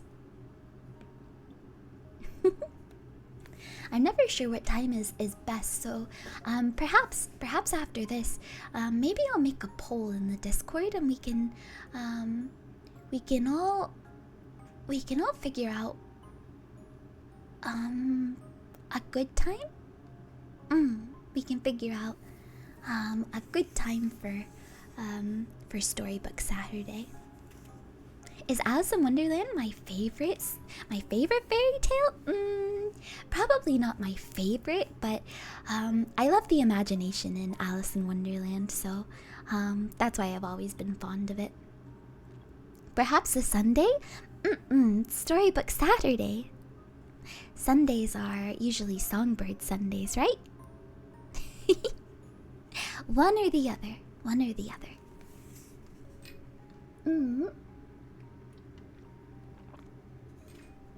Whoosha! Okay. Hydrated. And... oh, that's right! Chapter 6 is Pig and Pepper. We'll read this one and then we'll call it a day. Welcome in, Rock. For a minute or two, she stood looking at the house and wondering what to do next, when suddenly a footman in livery came running out of the wood. She considered him to be a footman because he was in livery, otherwise, judging by his face only, she would have called him a fish, and rapped loudly at the door with his knuckles. It was opened by another footman in livery with a round face and large eyes like a frog, and both footmen, Alice noticed, had powdered hair that curled all over their heads. She felt very curious to know what it was all about and crept a little way out of the wood to listen. The fish footman began by producing from under his arm a great letter nearly as large as himself, and this he handed over to the other, saying in a solemn tone, "For the Duchess, an invitation from the Queen to play croquet." Croquet? I'm hungry. Croquet! I just realized how hungry I am. The frog footman repeated in the same solemn tone, only changing the order of the words a little. From the Queen, an invitation for the Duchess to play croquet. Then they both bowed low, and their curls got entangled together. Alice laughed so much at this that she had to run back into the wood for fear of their hearing her, and when she next peeped out at the fish footman was gone, and the other was sitting on the ground near the door, staring stupidly up into the sky. Alice went timidly up to the door and knocked. "There's no sort of use in knocking," said the footman, "and that's for 2 reasons. First, because I'm on the same side of the door as you are. Secondly, because they're making such a noise inside, no one could possibly hear you." And certainly there was a most extraordinary noise going on within, a constant howling and sneezing, and every now and then a great crash, as if a dish or kettle had been broken into pieces. "Please then," said Alice, "how am I to get in?" "There might be some sense in your knocking," the footman went on without attending to her, "if we had the door between us. For instance, if you were inside, you might knock and I could let you out, you know." He was looking up into the sky all the time he was speaking, and this Alice thought decidedly uncivil. "But perhaps he can't help it," she said to herself. "His eyes are so very nearly at the top of his head. But at any rate, he might answer questions. How am I to get in?" she repeated out loud. "I shall sit here," the footman remarked, "till tomorrow." At this moment the door of the house opened, and a large plate came skimming out straight at the footman's head. It just grazed his nose and broke into pieces against one of the trees behind him. "Or next day, mayhaps," the footman continued in the same tone, exactly as if nothing had happened. "How am I to get in?" asked Alice again in a louder tone. Are you to get in at all? Said the footman. That's the first question, you know. It was no doubt, only Alice did not like to be told so. It's really dreadful, she muttered to herself, the way all the creatures argue. It's enough to drive one crazy. The footman seemed to think this a good opportunity for repeating his remark with variations. I shall sit here, he said, on and on, for days and days. But what am I to do? Said Alice. Anything you like, said the footman, and began whistling. Oh, there's no use in talking to him, said Alice desperately. He's perfectly idiotic. And she opened the door and went in. And the door led right into a large kitchen, which was full of smoke from one end to the other. The Duchess was sitting on a three-legged stool in the middle, nursing a baby. The cook was leaning over the fire, stirring a large cauldron, which seemed to be full of soup. There's certainly too much pepper in that soup, said Alice to herself, as well as she could for sneezing. There was certainly too much of it in the air. Even the Duchess sneezed occasionally, and as for the baby, it was sneezing and howling alternately without a moment's pause. The only two creatures in the kitchen that did not sneeze were the cook and a large cat, which was sitting on the hearth and grinning from ear to ear. Please would you tell me, said Alice a little timidly, for she was not quite sure whether it was good manners for her to speak first, why your cat grins like that? It's a Cheshire cat, said the Duchess, and that's why. Pig! She said the last word with such sudden violence that Alice quite jumped, but she saw in another moment that it was addressed to the baby, and not to her, so she took courage and went on again. I didn't know that Cheshire cats always grinned. In fact, I didn't know cats could grin. They all can, said the Duchess, and most of 'em do. I don't know any of that, Alice said very politely, feeling quite pleased to have got into a conversation. You don't know much, said the Duchess, and that's a fact.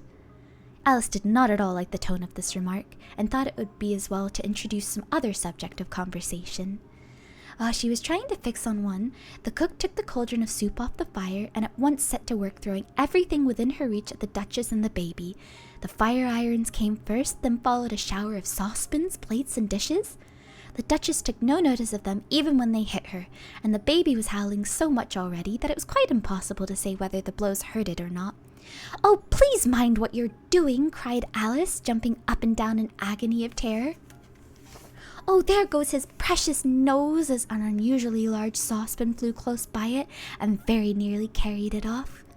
If everybody minded their own business, said the Duchess in a hoarse growl, the world would go round a deal faster than it does.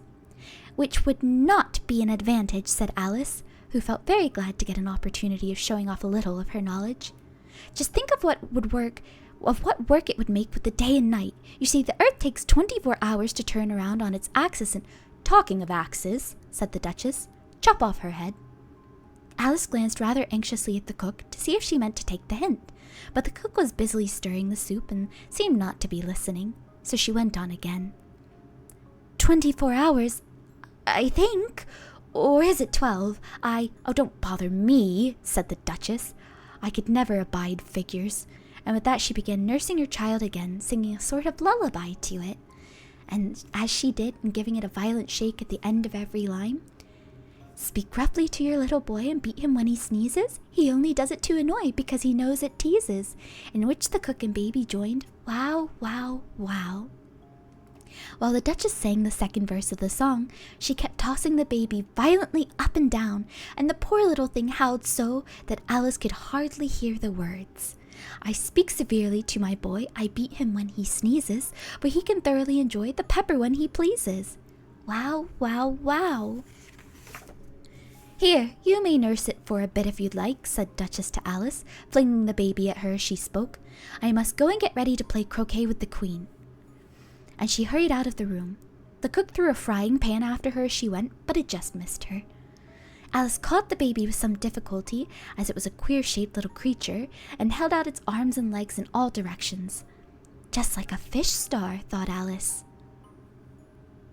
I said a fish star. I meant to say a starfish, said Lulu.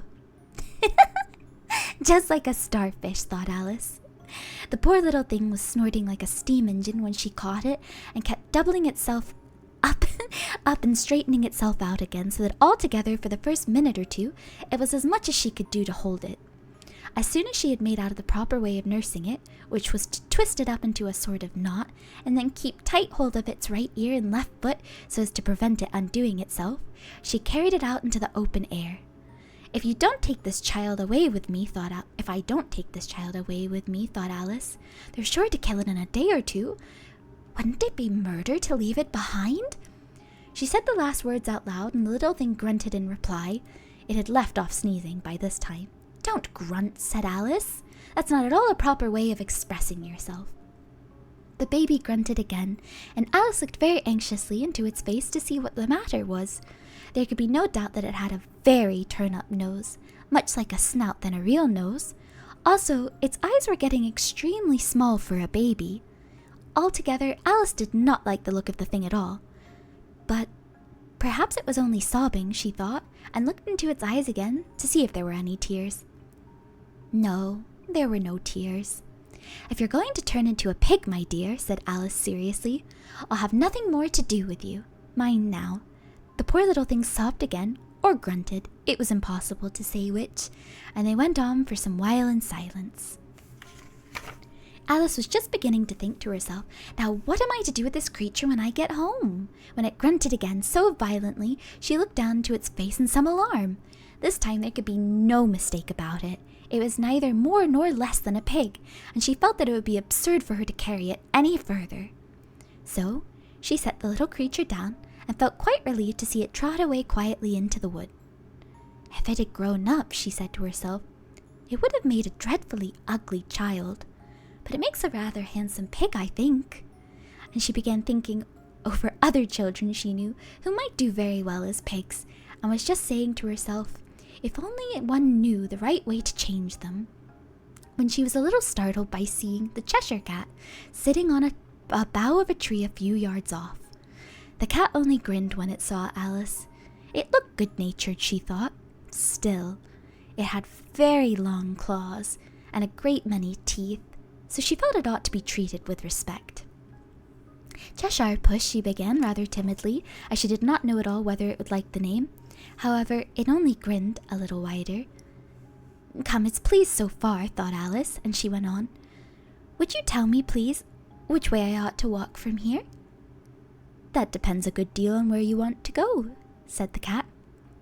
I don't care much where, said Alice. Then it doesn't matter which way you walk, said the cat. So as long as I get to somewhere, Alice added as an explanation. Oh, you're sure to do that, said the cat, if you only walk long enough. Alice felt this could not be denied, so she tried another question. What sort of people live about here?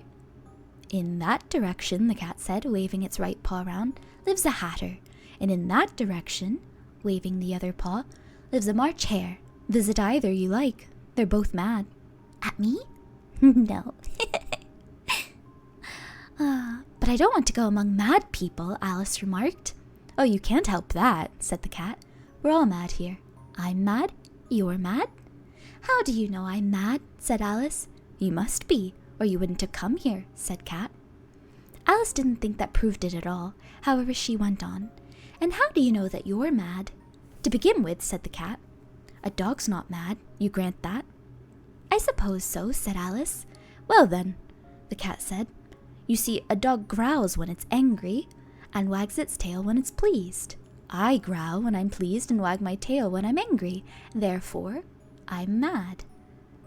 I call it purring, not growling, said Alice. Call it what you like, said the cat. Do you play croquet with the Queen today? I should like it very much, said Alice, but I haven't been invited yet. You shall see me there, said the cat, and vanished. Alice was not much surprised at this. She was getting so used to queer things happening. While she was looking at the place where it had been, it suddenly appeared again. By the by, what became of the baby? Said the cat. I'd nearly forgotten to ask. It turned into a pig, Alice answered very quietly, just as if the cat had come back in a natural way. I thought it would, said the cat, and vanished again.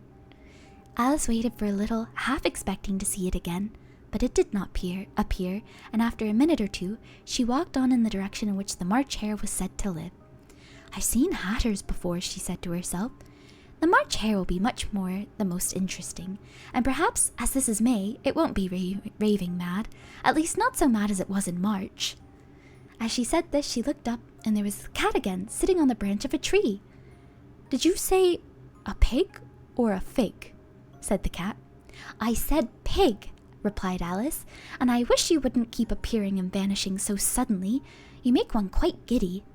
"All right," said the cat, and this time it vanished quite slowly, beginning with the end of the tail and ending with the grin, which remained some time after the rest of it had gone.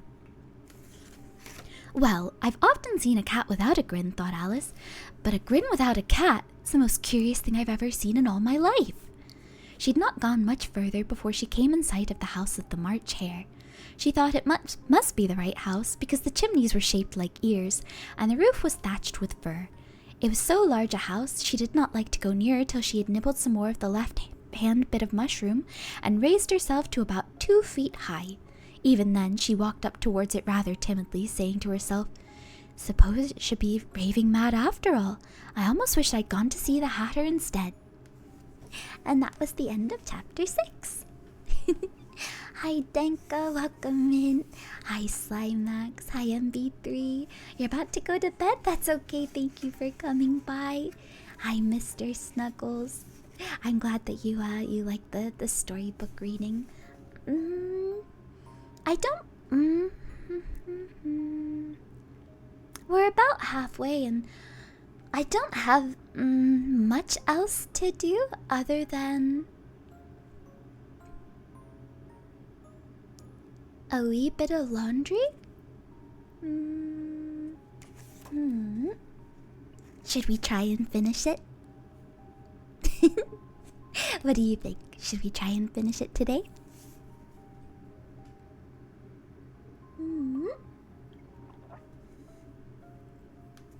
You've only ever seen... Really? You've only seen the Johnny Depp version? It's quite a bit different from the animated one, but... Yeah? Hi, Tazzle. Welcome in, Sweet Pea. Do what you'd like? You're never a bother. You're all never a bother, I promise. I've done most of the important things. Even if we finished it, I think we should be all right. Let's give it a try. Let's give it a try and finish it, so that way we can have a little bit longer of a Storybook Saturday, especially since we weren't able to have much of a shop opening this past week, and next week will be a little bit the same as well. So maybe the groundskeeper can go on laundry duty again. I'm a bit peculiar about how my clothes are done. Usually I do both, but he needed some clothes to wear today, so usually I'm a bit peculiar about mine.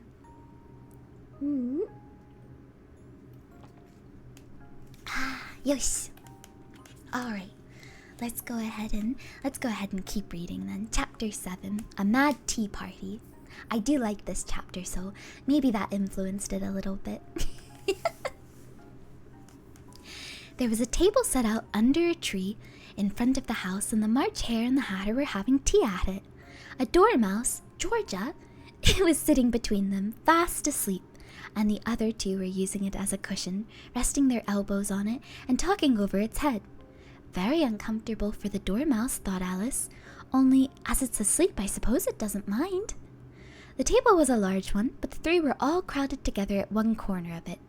"No room! No room!" they cried out when they saw Alice coming. "There's plenty of room," said Alice indignantly, and she sat down in a large armchair at one end of the table. "Have some wine," the March Hare said in an encouraging tone. Alice looked all around the table, but there was nothing on it but tea. "I don't see any wine," she remarked. "There isn't any," said the March Hare. "Then it isn't very civil of you to offer it," said Alice angrily. "It wasn't very civil of you to sit down without being invited," said the March Hare. "I didn't know it was your table," said Alice. "It's laid for a great many more than 3. "Your hair wants cutting," said the Hatter. He had been looking at Alice for some time with great curiosity, and this was his first speech. "You should learn not to make personal remarks," Alice said with some severity. "It's very rude." The Hatter opened his eyes very wide on hearing this, but all he said was, "Why is a raven like a writing desk?" "Come, we shall have some fun now," thought Alice. "I'm glad they've begun asking riddles. I believe I can guess that," she added aloud. "Do you mean that you think you can find out the answer to that?" said the March Hare. "Exactly so," said Alice. "Then you should say what you mean," the March Hare went on. "I do," Alice hastily replied. At least, I mean what I say. That's the same thing, you know." "Not the same thing a bit," said the Hatter. "Why, you might as well just say that I see what I eat is the same thing as I eat what I see." "You might just as well say," added the March Hare, "that I like what I get is the same thing as I get what I like." "You might just as well say," added the Dormouse, who seemed to be talking in his sleep, "that I breathe when I sleep is the same thing as I sleep when I breathe." "It is the same thing with you," said the Hatter, and here the conversation dropped, and the party sat silent for a minute while Alice thought over all she could remember about ravens and writing desks, which wasn't much. The Hatter was the first to break the silence. "What day of the month is it?" he said, turning to Alice. He had taken his watch out of his pocket and was looking at it uneasily, shaking it every now and then, and holding it to his ear. Alice considered a little and said, "The 4th. "2 days wrong," sighed the Hatter. "I told you butter wouldn't suit the works," he added, looking angrily at the March Hare. "It was the best butter," the March Hare meekly replied. "Yes, but some crumbs must have gotten in as well," the Hatter grumbled. "You shouldn't have put it in with a bread knife." The March Hare took the watch and looked at it gloomily. Then he dipped it into his cup of tea and looked at it again, but he could think of nothing better to say than his first remark. It was the best butter, you know. Alice had been looking over her shoulder with some curiosity. "What a funny watch," she remarked. "It tells the day of the month, and it doesn't tell what o'clock it is." "Why should it?" muttered the Hatter. "Does your watch tell you what year it is?" "Of course not," Alice replied very readily, "but that's because it stays the same year for such a long time together." "Which is just the case with mine," said the Hatter. Alice felt dreadfully puzzled. The Hatter's remark seemed to her to have no sort of meaning in it, and yet it was certainly English. "I don't quite understand you," she said as politely as she could. "The Dormouse is asleep again," said the Hatter, and he poured a little hot tea on its nose. The Dormouse shook its head impatiently and said without opening its eyes, of course, just what I was going to remark myself." "Have you guessed the riddle yet?" the Hatter said, turning to Alice again. "No, I give up," Alice replied. "What's the answer?" "I haven't the slightest idea," said the Hatter. "Nor I," said the March Hare. Alice sighed wearily. "I think you might do something better with the time," she said, "and then waste it in asking riddles that have no answers." "If you knew time as well as I do," said the Hatter, "you wouldn't talk about wasting it. It's him." "I don't know what you mean," said Alice. "Hi, Fern." "Of course you don't," the Hatter said, tossing his head contemptuously. "I dare say you've never even spoken to time." "Perhaps not." "Perhaps I can't read any more if Fern's here." "Hi, Fern." "No, you can't eat the storybook. You've already chewed the corner a little bit. You can't have that. Okay, down you go. Mwah. I love you." Where was I? There we go. "Perhaps not," Alice cautiously replied. "But I know I have to beat time when I learn music." "Ah, that accounts for it," said the Hatter. "He won't stand beating. Now, if you only kept on good terms with him, he'd do almost anything you'd like with the clock. For instance, suppose it were 9 o'clock in the morning, just time to begin lessons. You'd only have to whisper a hint to time, and round goes the clock in twinkling. 1:30, time for dinner." "I only wish it was," said the March Hare to itself in a whisper. "That would be grand, certainly," said Alice thoughtfully, "but then I shouldn't be hungry for it, you know." "Not at first, perhaps," said the Hatter, "but you could keep it to 1:30 as long as you'd like." "Is that the way you manage?" Alice asked. The Hatter shook his head mournfully. "Not I," he replied. "We quarreled last March, just before he went mad, you know," pointing with his teaspoon at the March Hare. "It was at the great concert given by the Queen of Hearts, and I had to sing Twinkle, twinkle, little bat, how I wonder what you're at. You know the song, perhaps? I've heard something like it, said Alice. It goes on, you know, the Hatter continued, in this way. Up above the world you fly, like a tea tray in the sky. Twinkle, twinkle. Here the dormouse shook itself and began singing in its sleep. Twinkle, twinkle, twinkle, twinkle. And went on so long they had to pinch it to make it stop. Well, I'd hardly finished the first verse, said the Hatter, when the Queen bawled out, He's murdering the time! Off with his head! How dreadfully savage! Exclaimed Alice. And ever since then, the Hatter went on in a mournful tone, He won't do a thing I ask. It's always 6 o'clock now. A bright idea came into Alice's head. Is that the reason so many tea things are out here? Yes, that's it, said the Hatter with a sigh. It's always tea time, and we've no time to wash the things between whiles. Then you keep moving around, I suppose, said Alice. Exactly so, said the Hatter, as the things get used up. But when you come to the beginning again, Alice ventured to ask. Suppose we change the subject, the March Hare interrupted, yawning. I'm getting tired of this. I vote the young lady tell us a story. I'm afraid I don't know one, said Alice, rather alarmed at the proposal. Then the Dormouse shall, they both cried. Wake up, Dormouse! And they pinched it on both sides at once. The Dormouse slowly opened his eyes. I wasn't asleep, he said in a hoarse, feeble voice. I heard every word you fellows were saying, which is what I say when I'm definitely not sleeping. Tell us a story, said the March Hare. Yes, please do, pleaded Alice. And be quick about it, added the Hatter, or you'll be asleep again before it's done. Once upon a time, there were 3 little sisters, the Dormouse began in a great hurry, and their names were Elsie, Lacey, and Tilly, and they lived at the bottom of a well. What did they live on, said Alice, who had always took a great interest in questions of eating and drinking. They lived on treacle, said the Dormouse, after thinking a minute or two. They couldn't have done that, you know, Alice gently remarked. They'd have been very ill. So they were, said the Dormouse. Very ill.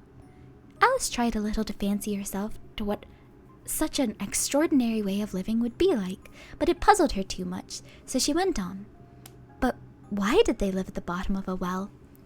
Take some more tea, the March Hare said to Alice very earnestly.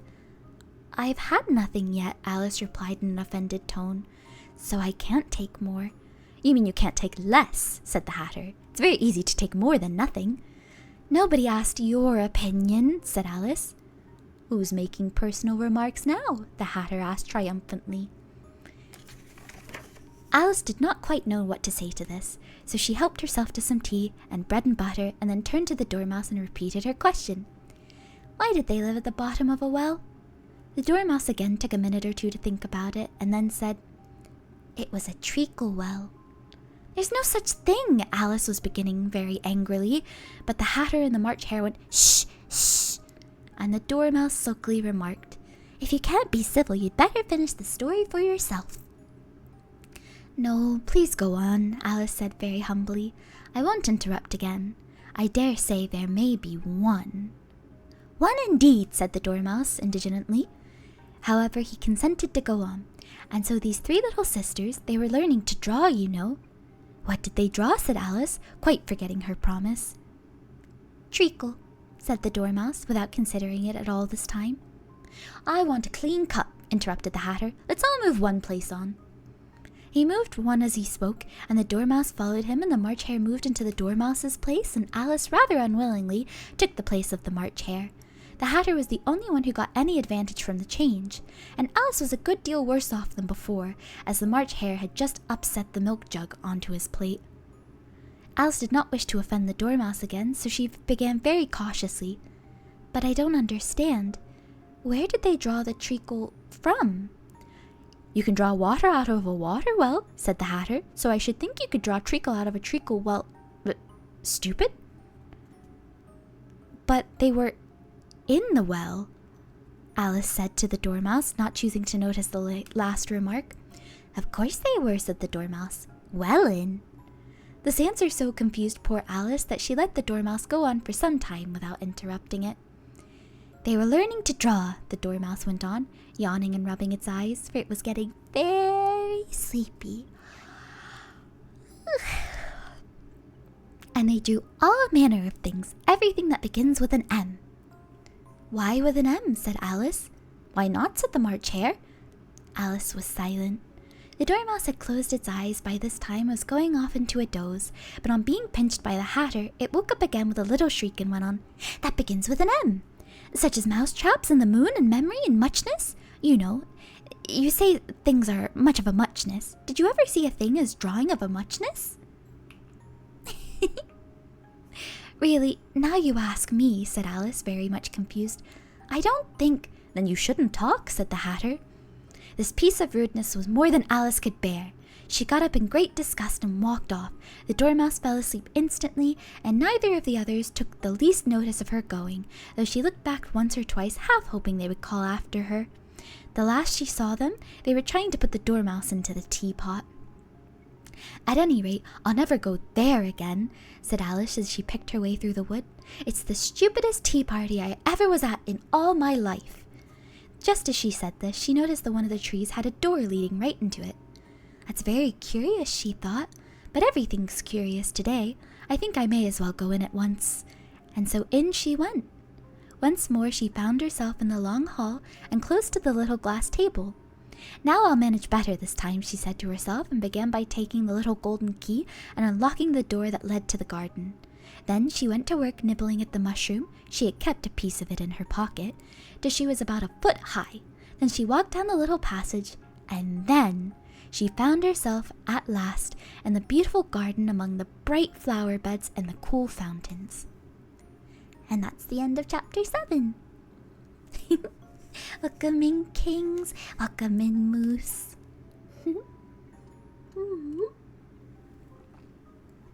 It was convincing enough of a yawn to make you yawn as well? Gomennet. Yosh. I guess I shouldn't take too much time in between. We'll go ahead and go for chapter 8. So we can keep up the momentum, right? Chapter 8. The Queen's croquet, not croquette, croquet ground. I hydrated and stretched. Thank you for the reminder, sweet pea. A large rose tree stood near the entrance of the garden. The roses growing on it were white, but there were 3 gardeners at it, busily painting them red. It was Joey, Lala, and Muggle.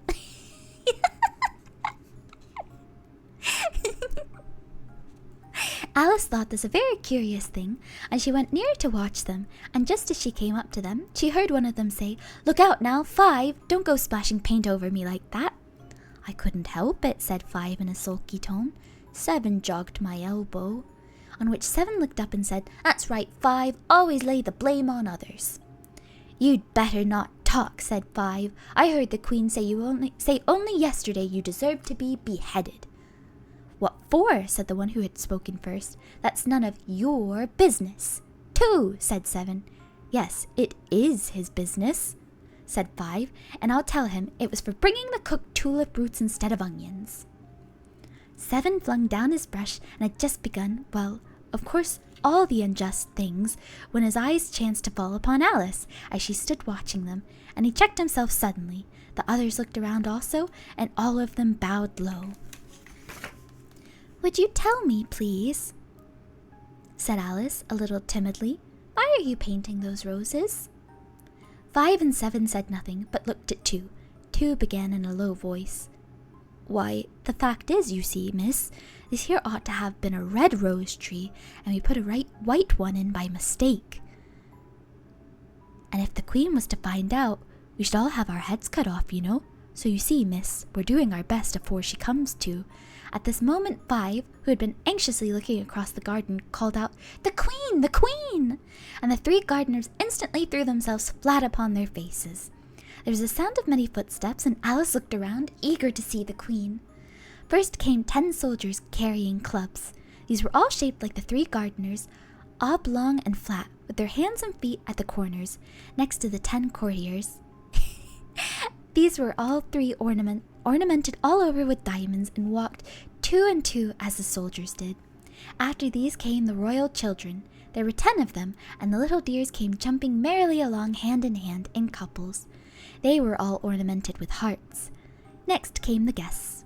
mostly kings and queens, and among them, Alice recognized the White Rabbit. It was talking in a hurriedly nervous manner, smiling at everything that was said, and went by without noticing her. Then followed the Knave of Hearts, carrying the king's crown on a crimson velvet cushion, and last of all, this grand procession came the King and Queen of Hearts. Alice was rather doubtful whether she ought not to lie down on her face like the three gardeners, but she could not remember ever having heard of such a rule at processions, and besides, what would be the use of a procession, she thought, if people had to all lie down on their faces so that they couldn't see it? So she stood there where she was and waited. When the procession came opposite to Alice, they all stopped and looked at her, and the Queen said severely, "Who is this?" She said to the Knave of Hearts, who only bowed and smiled in reply. "Idiot," said the Queen, tossing her head impatiently, and turning to Alice, she went on, "What's your name, child?" "My name is Alice, so please your Majesty," said Alice very politely, but she added to herself, "Why, they're only a pack of cards after all. I needn't be afraid of them." "And who are these?" said the Queen, pointing to the three gardeners who were lying round the rose tree. For you see, as they were lying on their faces, and the pattern on their backs was the same as the rest of the pack, she could not tell whether they were gardeners or soldiers or courtiers or three of her own children. "How should I know?" said Alice, surprised at her own courage. "It's no business of mine." The Queen turned crimson with fury, and after glaring at her for a moment like a wild beast, began screaming, "Off with her head! Off!" "Nonsense," said Alice very loudly and decidedly, and the Queen was silent. The King laid his hand upon her arm and timidly said, "Consider, my dear, she's only a child." The Queen turned angrily away from him and said to the Knave, "Turn them over." The Knave did so very carefully with one foot. "Get up," said the Queen in a shrill, loud voice, and the three gardeners instantly jumped up and began bowing to the King, the Queen, the royal children, and everybody else. "Leave off that," screamed the Queen. "You make me giddy." And then turning to the rose tree, she went on, "What have you been doing here?" "May it please your Majesty," said two in a very humble tone, going down on one knee as he spoke, "we were trying—" "I see," said the Queen, who had meanwhile been examining the roses. "Off with their heads!" And the procession moved on, three of the soldiers remaining behind to execute the unfortunate gardeners, who ran to Alice for protection. "You shan't be beheaded," said Alice, and she put them into a large flower pot that stood near. The three soldiers wandered about for a minute or two looking for them, and then quietly marched off after the others. "Are their heads off?" shouted the Queen. "Their heads are gone, if it may please your Majesty," the soldiers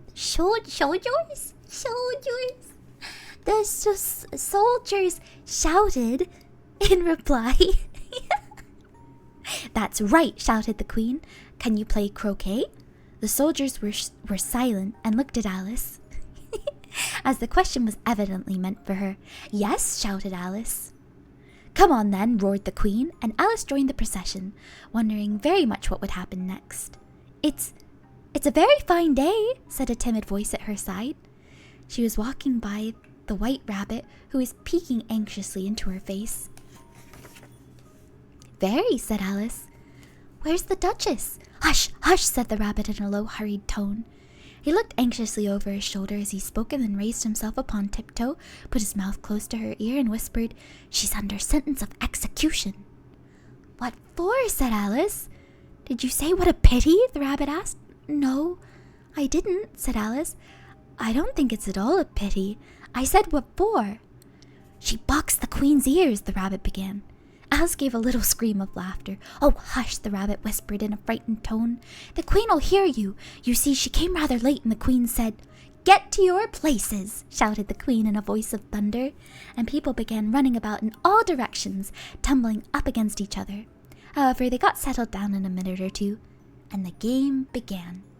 Yes, you all survived, gardeners. Alice thought she had never seen such curious croquet ground in all her life.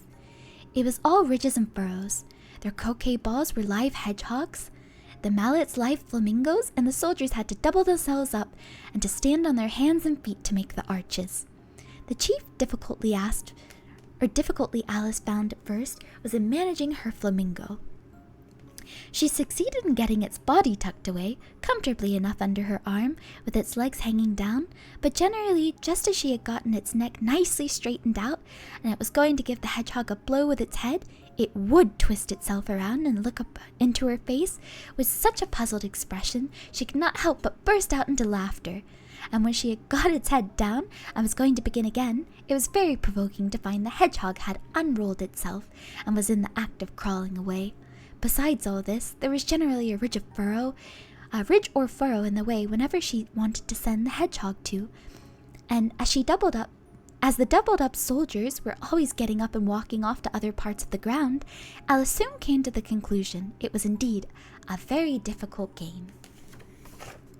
The players all played at once without waiting for turns, quarreling all the while and fighting for the hedgehogs, and in a very short time the queen was in a furious passion.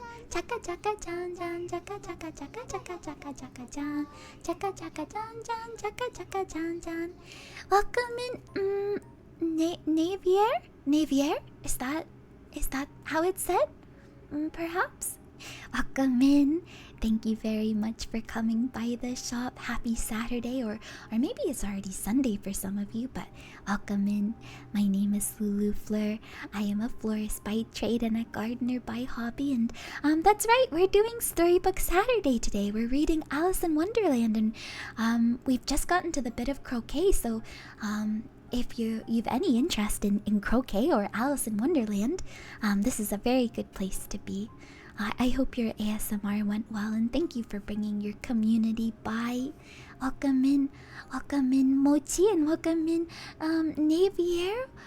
Is there am I pronouncing that correctly, or is there a different name you go by? Just let me know and I'd be happy to call you. Yummy croquettes, don't make me hungrier, Namumu. I did call them croquettes earlier. I bring some sleepy goobers that need a nice place to nap.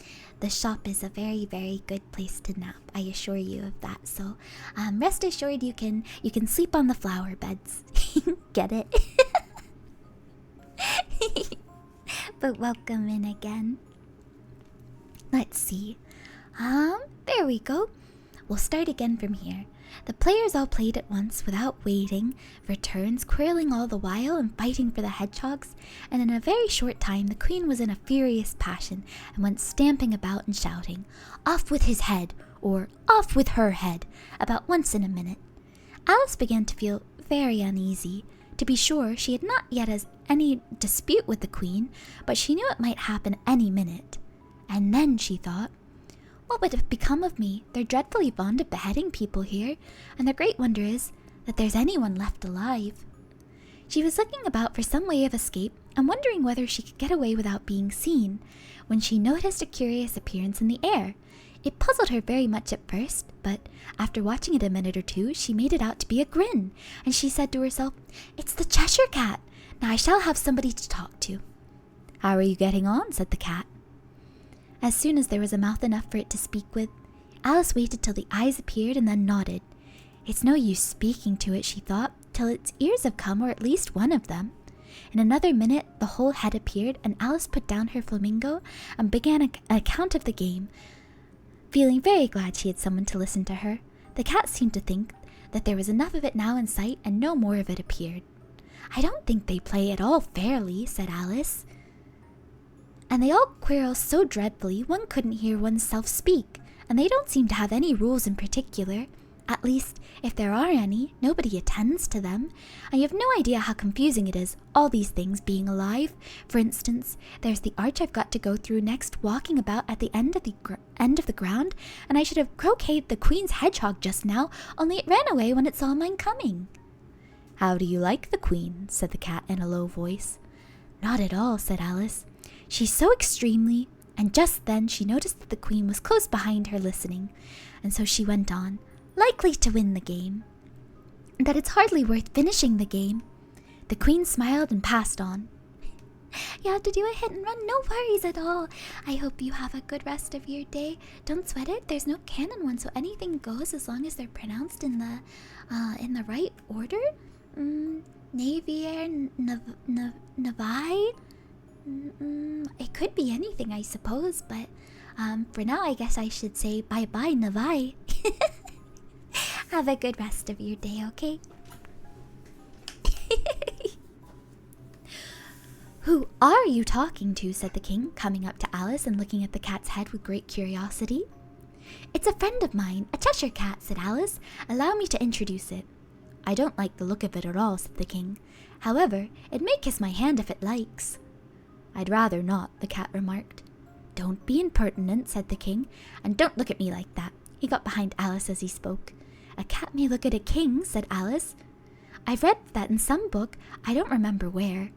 Well, it must be removed, said the king very decidedly, and he called the queen, who was passing at the very moment. My dear, I wish you would have this cat removed. The queen had only one way of settling all difficulties, great and small. Off with his head, she said without even looking round.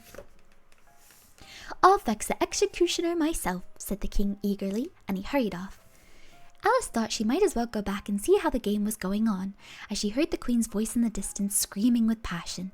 She had already heard her sentence 3 of the players to be executed for missing their turns, and she did not like the look of things at all, as the game was in such confusion that she never knew whether or not it was her turn. So she went off in search of her hedgehog.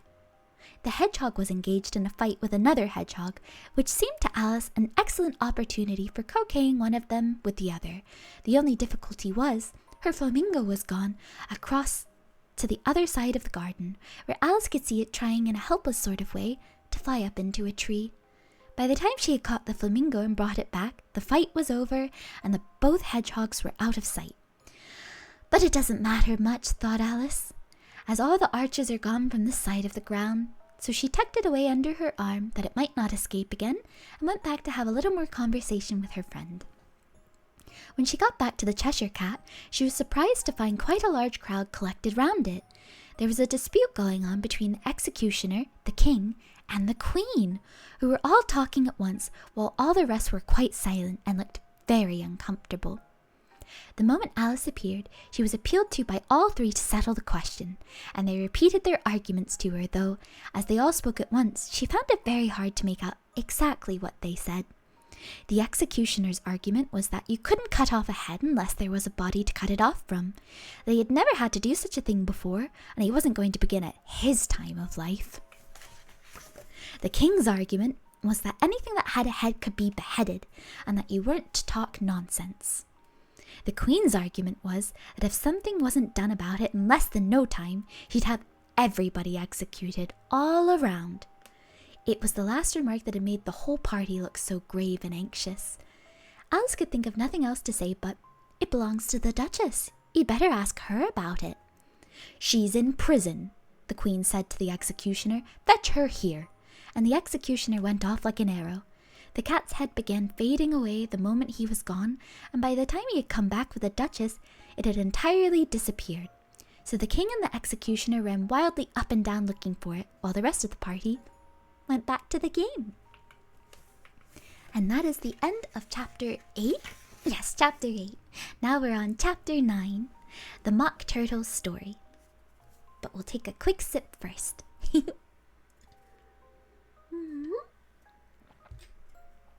I hope all of Navier's, Navier's, I hope all of the raiders had a good time with their last stream.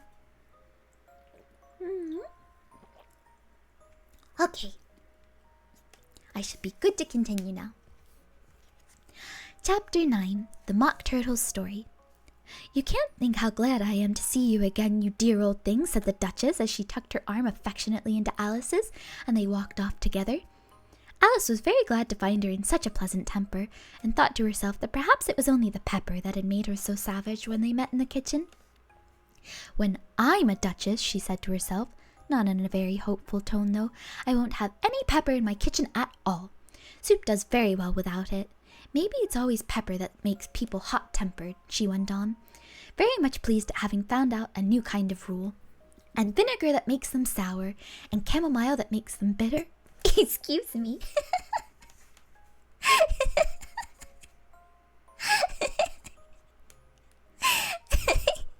And barley sugar and such things that make children sweet-tempered. What did I just do? Himitsu da yo?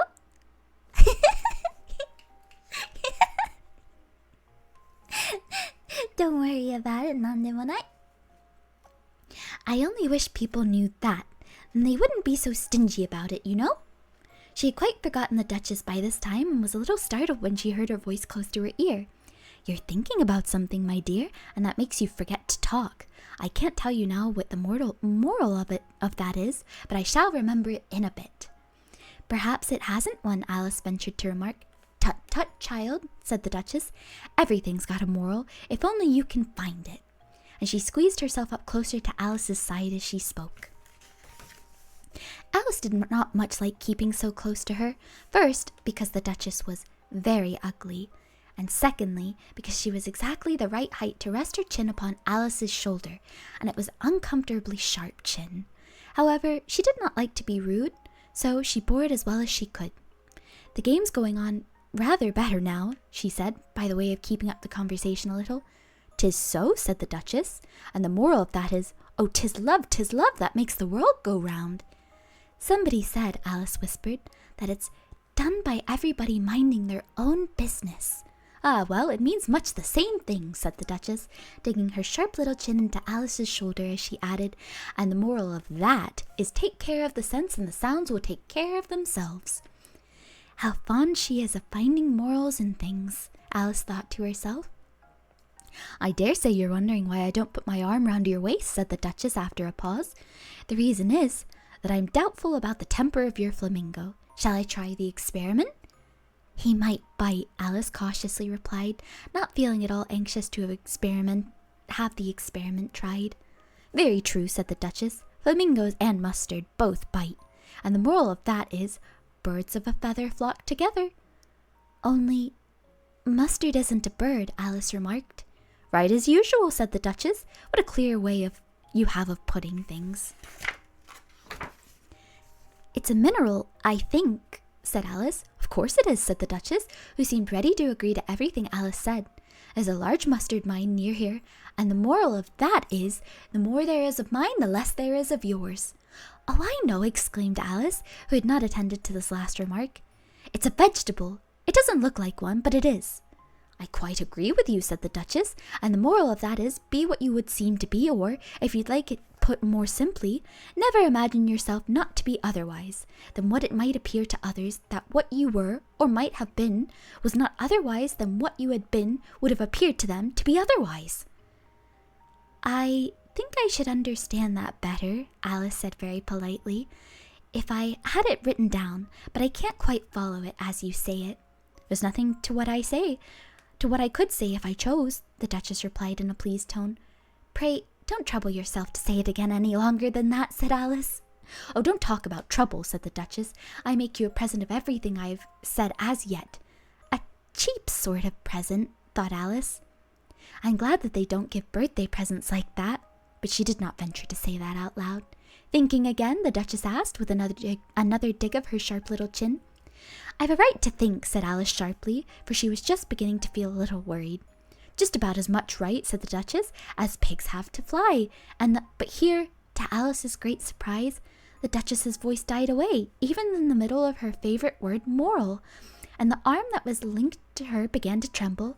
Alice looked up, and there stood the Queen in front of them, with arms folded, frowning like a thunderstorm. A fine day, Your Majesty, the Duchess began in a low, weak voice. Now I give you fair warning, shouted the Queen, stamping on the ground as she spoke. Either you or your head must be off, and that in about half no time. Take your choice.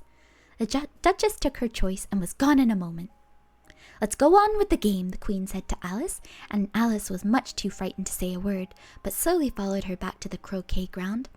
The other guests had taken advantage of the Queen's absence and were resting in the shade. However, the moment they saw her, they hurried back to the game, the Queen merely remarking that a moment's delay would cost them their lives. All the time they were playing, the Queen never left off quarreling with the other players and shouting, "Off with his head! Off with her head!" Those whom she sentenced were taken into custody by the soldiers, who of course had to leave off being arches to do so that by the end of half an hour or so, there were no arches left, and all the players, except the King, the Queen, and Alice, were in custody and under sentence of execution. Then the queen left off, quite out of breath, and said to Alice, "Have you seen the mock turtle yet?" "No," said Alice. "I don't even know what a mock turtle is." It's the thing mock turtle soup is made from," said the queen. "I've never saw one or heard of one," said Alice. "Come on then," said the queen, "and I shall tell you his history." As they walked off together, Alice heard the king say in a low voice to the company generally, "You're all pardoned." Come, that's a good thing, she thought to herself, for she had felt quite unhappy at the number of executions the queen had ordered. They very soon came upon a griffin lying fast asleep in the sun. If you don't know what a griffin is, look at the picture. It's a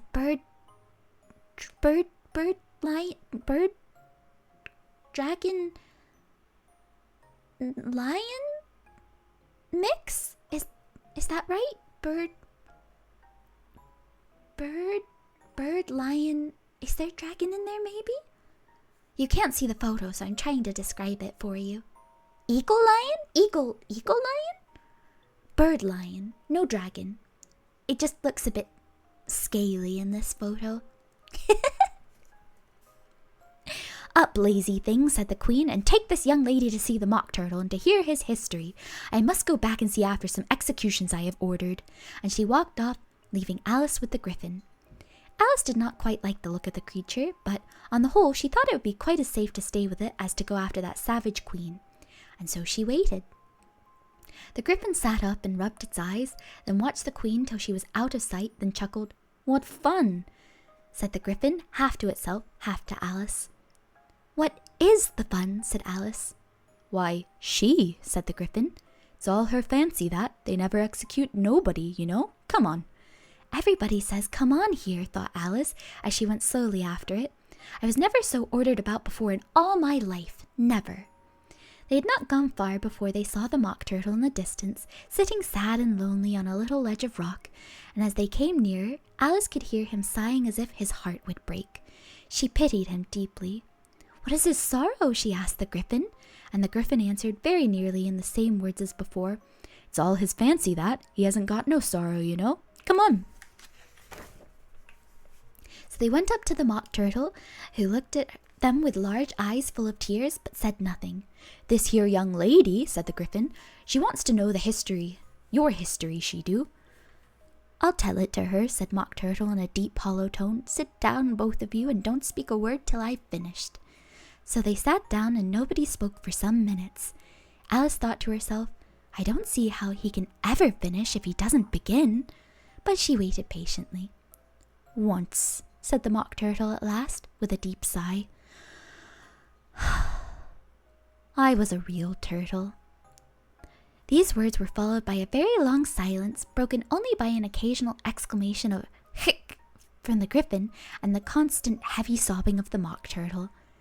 Alice was very nearly getting up and saying, "Thank you, sir, for your interesting story," but she could not help thinking that there must be more to come, so she sat still and said nothing. "When we were little," the Mock Turtle went on at last, more calmly, though still sobbing a little now and then, "we went to school in the sea. The master was an old turtle. We used to call him Tortoise." "Why did you call him Tortoise if he wasn't one?" Alice asked. "We called him Tortoise because he taught us," said the Mock Turtle angrily. "Really, you are very dull." "You ought to be ashamed of yourself for asking such a simple question," added the griffin, and then they both sat silent and looked at poor Alice, who felt ready to sink into the earth. At last the griffin said to the Mock Turtle, "Drive on, old fellow, don't be all day about it," and he went on in those words. "Yes, we went to school in the sea, though you mayn't believe it." "I never said I didn't," interrupted Alice. "You did," said the Mock Turtle. "Hold your tongue," added the griffin, before Alice could speak again. The Mock Turtle went on. "We had the best of educations. In fact, we went to school every day." "I've been to day school too," said Alice. "You needn't be so proud as all that." "With extras?" asked the Mock Turtle a little anxiously. "Yes," said Alice. "We have learned French and music." "And washing?" said the Mock Turtle. "Certainly not," said Alice. "Ah, then yours wasn't really a good school," said the Mock Turtle in a tone of great relief. Now at ours they had at the end of the bill French, music, and washing extra. You couldn't have wanted it much, said Alice. Living at the bottom of the sea. I couldn't afford to learn it, said the Mock Turtle with a sigh. I only took the regular course. What was that? Inquired Alice. Reeling and writhing, of course, to begin with, the Mock Turtle replied, and then the different branches of arithmetic. Ambition, distraction, uglification, and derision. I've never heard of uglification, Alice ventured to say. What is it? The Griffin lifted up both its paws in surprise. Never heard of uglifying? You know what to beautify is, I suppose. Yes, said Alice doubtfully. It means to make anything prettier. Well then, the Griffin went on, if you don't know what to uglify is, you are a simpleton.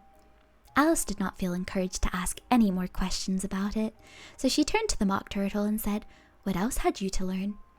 Well, there was mystery, the Mock Turtle replied, counting off the subjects on his flappers. Mystery, ancient and modern, was geography, then drawing. The drawing master was an old conger eel that used to come once a week. He taught us drawing, and stretching, fainting in coils. What was that like? Said Alice. Well, I can't show it to you myself, the Mock Turtle said. I'm too stiff, and the Griffin never learnt it. Hadn't time, said the Griffin. I went to the classical master, though. He was an old crab, he was. I never went to him, the Mock Turtle said with a sigh. He taught laughing and grief, they used to say. So he did, said the Griffin, sighing in his turn, and both creatures hid their faces in their paws. How many hours a day did you do lessons? Said Alice, in a hurry to change the subject. 10 hours, said the Mock Turtle, 9 the next, and so on. What a curious plan, exclaimed Alice. That's the reason they're called lessons, the Griffin remarked, because they lesson from day to day. This was quite a new idea to Alice, and she thought it over a little before she'd made her next remark. Then the 11th day must have been a holiday? Of course it was, said the Mock Turtle. And how did you manage on the 12th? Alice went on eagerly. That's enough lessons, the Griffin said, interrupting in a very decided tone. Tell her something about the games now. And we've made it to chapter 10. Oh, yeah. Hi, Toto. Welcome in, Annette. A good sip and a big stretch. It does go by quickly, doesn't it? There we go. Oh, a minute. Should we take a short break? I believe there's only about 20 or so pages left. I don't think we need a break. Snack break? I'm afraid if I go get a snack now, I'll end up with a meal, or I'll ruin my meal. I have leftover sweet potato, so I'd like to eat that. So I think it's best to keep going. You could eat your croissant. It's probably stale now. No. Not pour moi.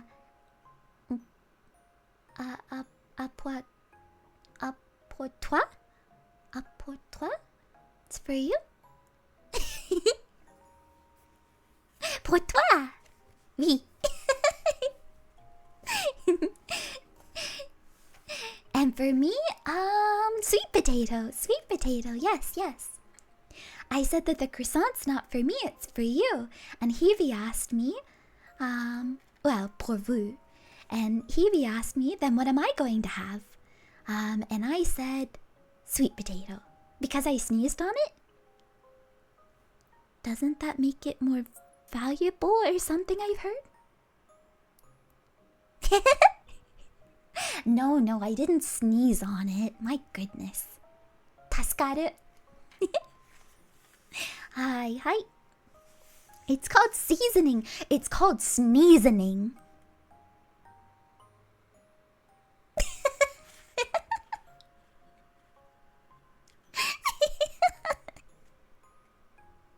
Now come back. We're almost done with the story.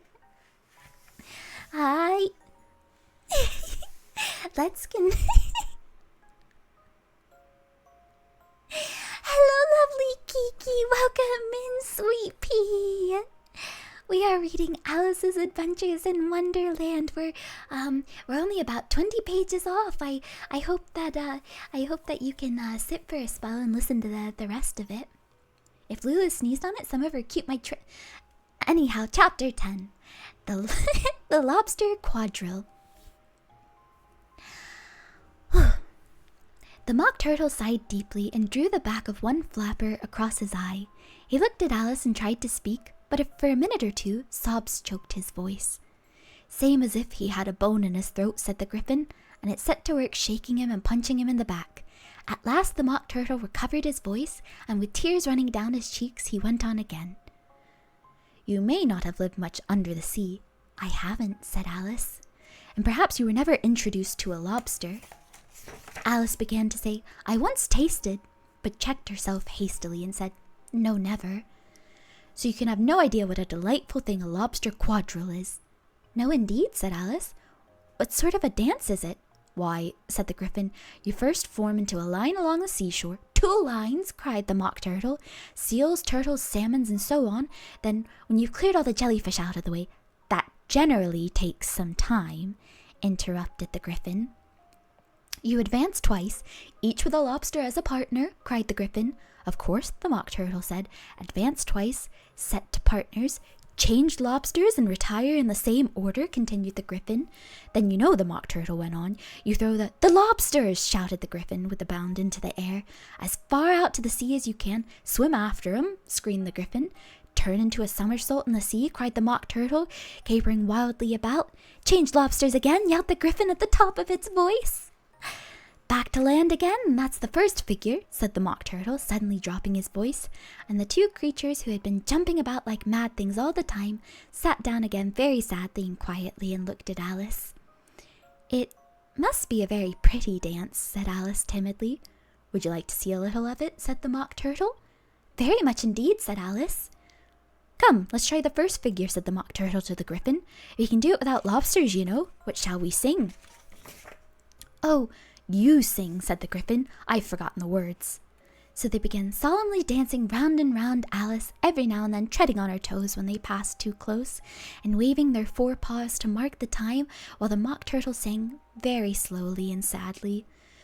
Will you walk a little faster, said a whiting to a snail. There's a porpoise close behind us, and he's treading on my tail.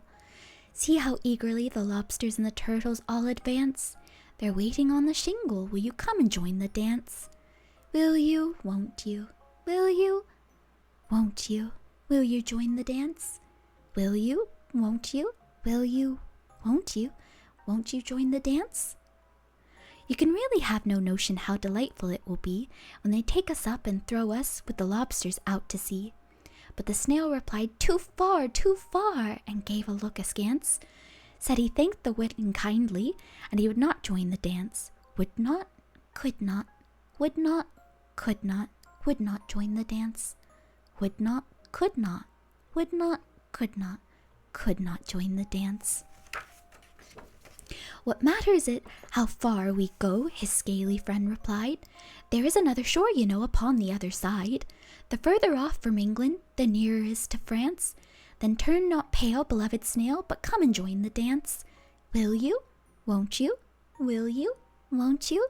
Will you join the dance? Will you? Won't you? Will you? Won't you? Won't you join the dance? Thank you. It's a very interesting dance to watch, said Alice, feeling very glad it was over at last. And I do so like that curious song about the whiting. Oh, as to the whiting, said the Mock Turtle, you've seen them, of course. Yes, said Alice. I've seen them at...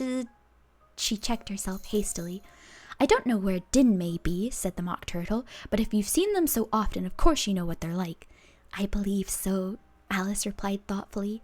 They have their tails in their mouths, and they're all over crumbs. You're wrong about the crumbs, said the Mock Turtle. Crumbs would wash off in the sea, but they have their tails in their mouths, and the reason is... Here the Mock Turtle yawned and shut his eyes. Tell her about the reason and all that, he said to the Griffin. The reason is, said the Griffin, that they would go with the lobsters to the sea, so they got thrown out to sea, so they had to fall a long way, so they got their tails fast in their mouths, so they couldn't get them out again. That's all. Thank you, said Alice. It's very interesting. I never knew so much about a wedding before. I can tell you more than that if you like, said the Griffin. Do you know why it's called a wedding? I never thought about it, said Alice. Why? It does the boots and shoes, the Griffin replied very solemnly. Alice was thoroughly puzzled. Does the boots and shoes? She repeated in a wondering tone. Why, what are your shoes done with, said the Griffin. I mean, what makes them so shiny? Alice looked down at them and considered a little before she gave her answer. They're done with blacking, I believe. Boots and shoes under the sea, the Griffin went on in a deep voice, are done with whitting. Now you know. And what are they made of? Alice asked in a tone of great curiosity. Soles and eels, of course, the Griffin replied rather impatiently. Any shrimp could have told you that. If I had been the whiting, said Alice, whose thoughts were still running on the song, I'd have said to the porpoise, keep back, please. We don't want you with us. They were obliged to have him with them, the Mock Turtle said. No wise fish would go anywhere without a porpoise. Wouldn't it really? Said Alice in a tone of great surprise. Of course not, said the Mock Turtle. Why, if a fish came to me and told me he was going on a journey, I should say, with what porpoise? Don't you mean purpose? Alice asked. I mean what I said, the Mock Turtle replied in an offended tone, and the Griffin added, Come, let's hear some of your adventures. I could tell you my adventures, beginning from this morning, said Alice, a little timidly. But it's no use going back to yesterday, because I was a different person then. Explain all that, said the Mock Turtle. No, the adventures first, said the Griffin in an impatient tone. Explanations take such a dreadful time.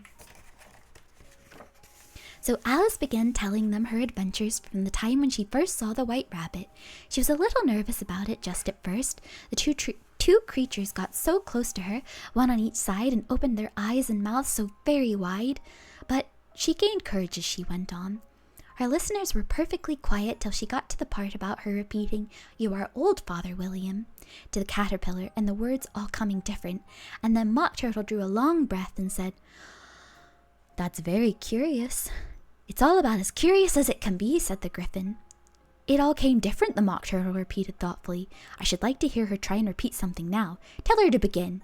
He looked to the Griffin as if he had some kind of authority over Alice. Stand up and repeat, 'Tis the voice of the sluggard, said the Griffin. How the creatures order one about and make one repeat lessons, thought Alice. I might just as well be at school at once. However, she got up and began to repeat it, but her head was so full of the lobster quadrille, she hardly knew what she was saying, and the words came very queer indeed. 'Tis the voice of the lobster, I heard him declare, You have baked me too brown, I must sugar my hair. As a duck with its eyelids, so he with his nose trims his belt and his buttons and turns out his toes. That's different from what I used to say when I was a child, said the Griffin. Well, I never heard it before, said the Mock Turtle, but it sounds uncommon nonsense. Alice said nothing. She had sat down again with her face in her hands, wondering if anything would ever happen in a natural way again. I should like to have it explained, said the Mock Turtle. She can't explain it, said the Griffin. Go on with the next verse. But about his toes, the Mock Turtle persisted. How could he turn them out with his nose, you know? It's the first position in dancing, Alice said, but she was dreadfully puzzled by the whole thing and longed to change the subject. Go on with the next verse, the Griffin repeated impatiently. It begins, I passed by his garden. Alice did not dare to disobey, though she felt sure it would come all wrong, and she went on in a trembling voice. I passed by his garden and marked with one eye how the owl and the oyster were sharing a pie. What is the use of repeating all this stuff, the Mock Turtle interrupted, if you don't explain it as you go on? It's by far the most confusing thing I've ever heard. Yes, I think you'd better leave off, said the Griffin, and Alice was only too glad to do so. Shall we try another figure of the lobster quadrille? The Griffin went on, or would you like the Mock Turtle to sing you a song? Oh, a song, please, if the Mock Turtle would be so kind, Alice replied so eagerly that the Griffin said, in a rather offended tone, No accounting for tastes. Sing her turtle soup, will you, old fellow? The Mock Turtle sighed deeply and began in a voice sometimes choked with sobs to sing this. Beautiful soup so rich and green, waiting in a hot tureen. Who for such dainties would not stoop? Soup of the evening, beautiful soup. Soup of the evening, beautiful soup. Beautiful soup. Beautiful beautiful soup. Soup of the evening. Beautiful, beautiful soup. Which is what I sing to Soupy. Beautiful soup who cares for fish, game, or any other dish. Who would not give all else for 2 pennyworth only of beautiful soup? Pennyworth only of beautiful soup. Beautiful soup. Beautiful soup. Soup of the evening. Beautiful, beautiful soup. Chorus again, cried the Griffin, and the Mock Turtle had just begun to repeat it when a cry of "The trial's begun!" was heard in the distance. "Come on," cried the Griffin, and taking Alice by hand, it hurried off without waiting for the end of the song. "What trial is it?" Alice panted as she ran, but the Griffin only answered, "Come on," and ran faster, while more and more faintly came, carried on the breeze that followed them, the melancholy words, "Soup of the evening. Beautiful, beautiful soup." And that is the end of chapter 10. Welcome in, Julian. Welcome in, Bells. Let's see. It reminds you of the Hallmark movie edition of Alice in Wonderland. You loved that movie so much it resembled the book. I always thought it was a bit, I guess, curious, for lack of better words, or good choice of words in this case, how some of the chapters weren't in this, but I'd always wanted to see the Looking Glass adapted the same way that Disney adapted the original one. Are we going to have beautiful soup now? Beautiful soup. Oh, shh. We're not having beautiful soup, Tummy. We're going to have sweet potatoes. But first we're going to take a little break.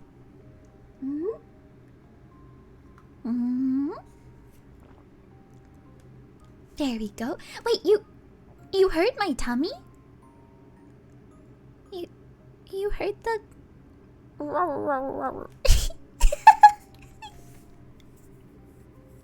It's only been a little bit since I've eaten. I ate lunch about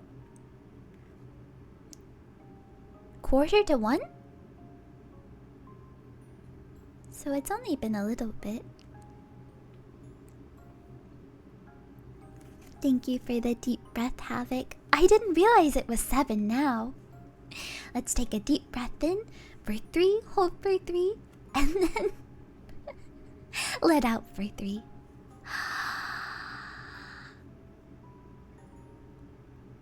And out. Sounds like a job for beautiful soup. Beautiful sweet potato. That's what I'm going to have. Sweet potato, and instead of making it with quinoa, I made it with couscous. Really yummy. We don't have much longer though, Magogo. I'll be alright. I'll be alright to make it through the end.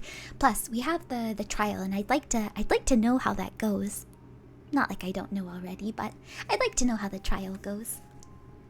Ramen? Beautiful soup indeed.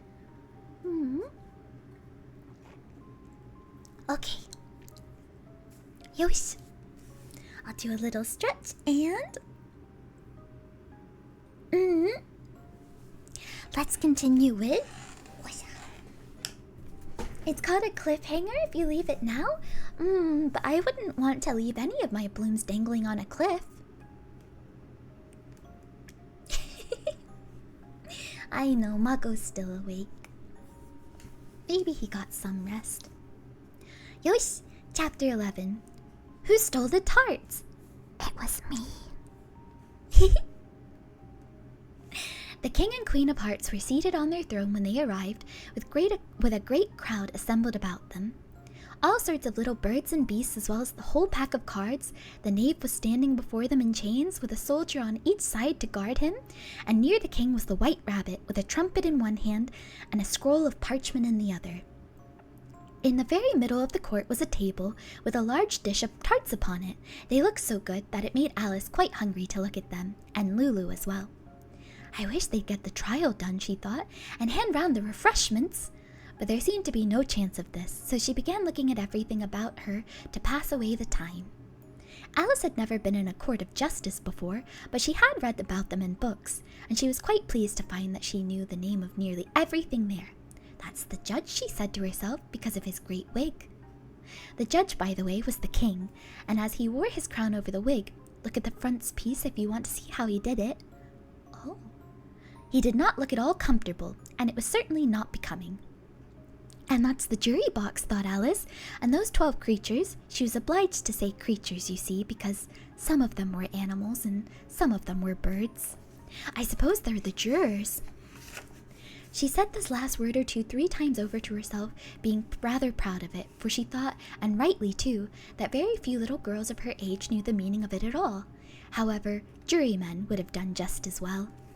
The 12 jurors were all writing very busily on slates. "What are they doing?" Alice whispered to the Griffin. "They can't have anything to put down before the trial's begun." "They're putting down their names," the Griffin whispered in reply, for fear they should forget them before the end of the trial. "Stupid things," Alice began in a loud, indignant voice, but she stopped herself hastily. For the White Rabbit cried out, "Silence in the court!" And the king put on his spectacles and looked anxiously round to make out who was talking. Alice could see as well as she were looking over their shoulders, that all the jurors were writing down stupid things on their slates. And she could even make out that one of them didn't know how to spell stupid, and he had to ask his neighbor to tell him. A nice muddle their slates will be before the trial's over, thought Alice. One of the jurors had a pencil that squeaked. This, of course, Alice could not stand, and she went round the court and got behind him, and very soon found an opportunity of taking it away. She did it so quickly that the poor little juror, it was Bill, the lizard, could not make out at all what had become of it, so, after hunting all about for it, he was obliged to write with one finger for the rest of the day. And that was of very little use, as it left no mark on the slate. "Herald, read the accusation," said the king. On this, the White Rabbit blew 3 blasts on the trumpet, and then unrolled the parchment and read as follows. "The Queen of Hearts, she made some tarts, all on a summer day. The Knave of Hearts, he stole those tarts, and took them quite away." "Consider your verdict," the king said to the jury. "Not yet, not yet," the rabbit hastily interrupted. "There's a great deal to come before that."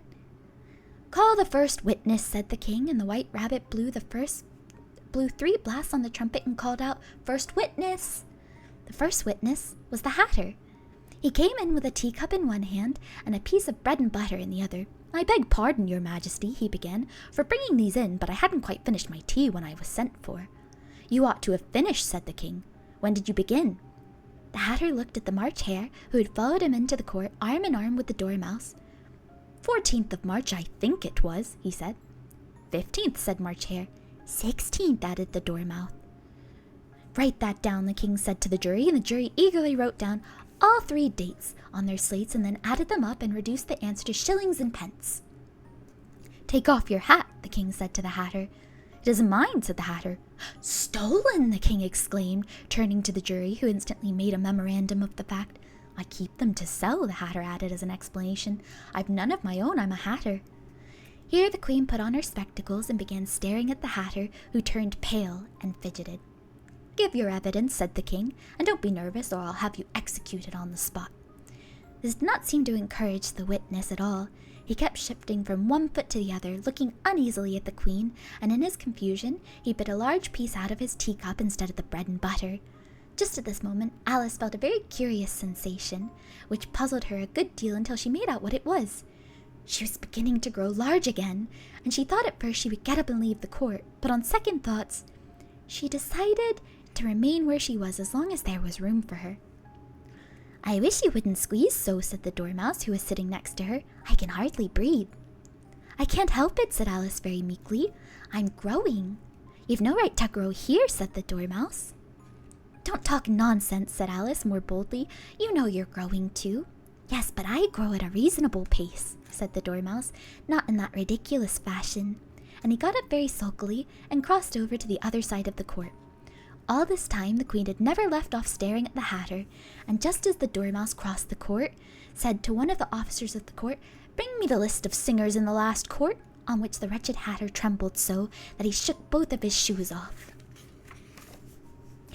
Georgia mentioned. Give your evidence, the king repeated angrily, or I'll have you executed whether you're nervous or not. I'm a poor man, your majesty, the hatter began in a trembling voice, and I hadn't but just begun my tea not about a week or so, and what with the bread and butter going so thin and the twinkling of the tea... The twinkling of what? Said the king. It began with the tea, the hatter replied. Of course, twinkling begins with a T, the king said sharply. Do you take me for a dunce? Go on.